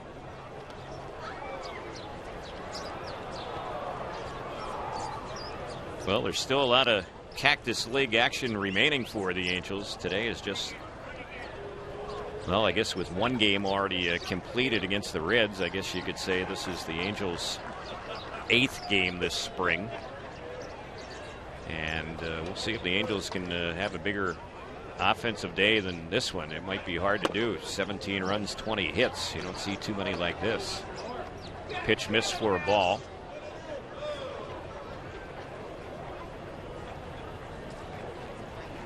Runner at third base. 2 gone here in the ninth. Frazier trying to get the final out in this ball game. The 2-strike pitch way high with that one. He might have had a little extra on that fastball right there. He has a good arm. He'll top out around 96 miles per hour. Fans anticipating the final out.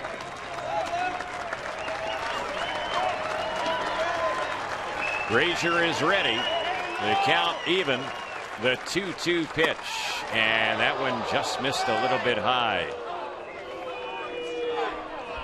Carlin thought about chasing it and then held up. So it's a full count. Luke Carlin, a switch hitting non-roster catcher. And he asks for time. He steps out of the batter's box.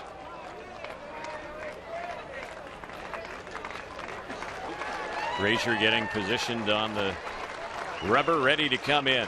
The count full, 2 outs in the ninth. The payoff pitch, and that's outside. He walked him.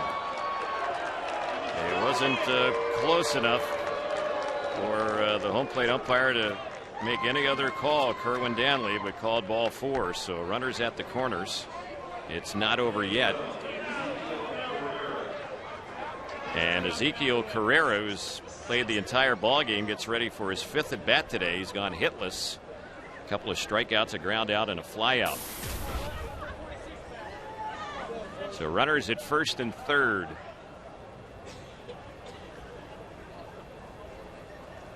Frazier ready, delivers. And the first pitch misses low on the left-handed hitting Carrera. That's going to get Jet Bandy out to the mound to have a word with his pitcher Ryan Brasier, try and settle him down a little bit. Fans, don't forget the Angels buy 2, get 2 season seats. Plan is back. Choose from 9 packages, which start as low as $8.50 per game.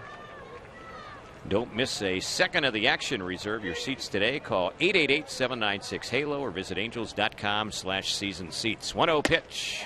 That is a strike on the outside corner. 1-1 the count. Pretty good deal, that Angels buy two, get two season seats free plan. Get tickets for as low as $8.50 a seat per game. Here's the pitch. That's a called strike, and now it's 1-2. Well, Carrera, if nothing else, should have learned his lesson the last time up. He took a called third strike in the 7th inning. He's taken a couple here. He's in the hole, 1-2. 2 outs in the 9th. The 1-2 pitch. He chops that one right to second. Lindsey has it. This should do it. His throw to first in time, and the ball game is over.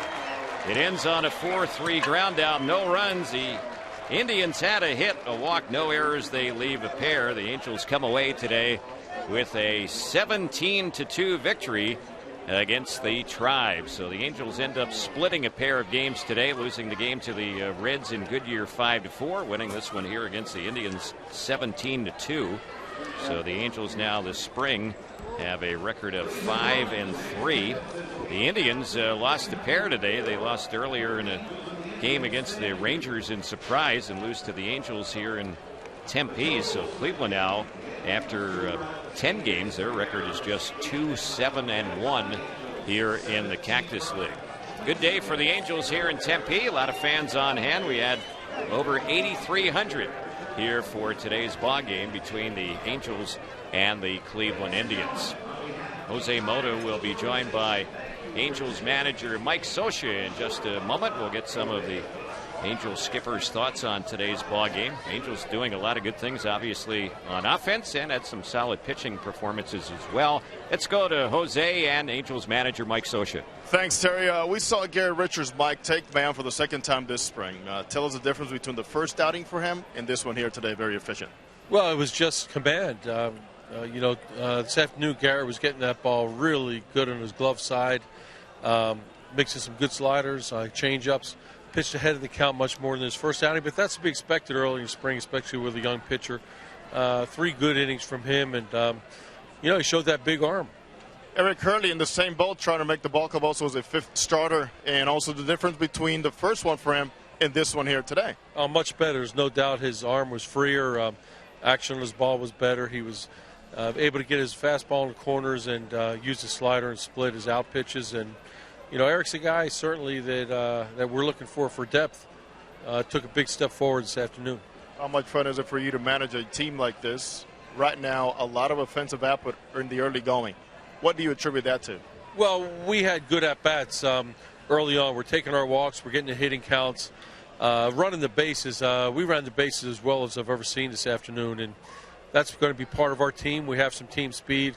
It's always nice when you can string together hits like we did and do some of the things, but we know we have our work cut out for us. It's not going to be Albert, it's going to be the guys around him, and this afternoon they came through. Mike, thank you very much. Okay, Jose. Terry, let's go back to you. All right, thanks, Jose. The Angels come away with the victory here in Tempe, beating the Cleveland Indians today by the final score of 17-2. For those of you watching on Diablo Vision, Jose and Tim Salmon will have a lot more post-game analysis, and on radio we'll have more from Tempe as well. This is the Angels Baseball Network and Diablo Vision on Fox Sports West.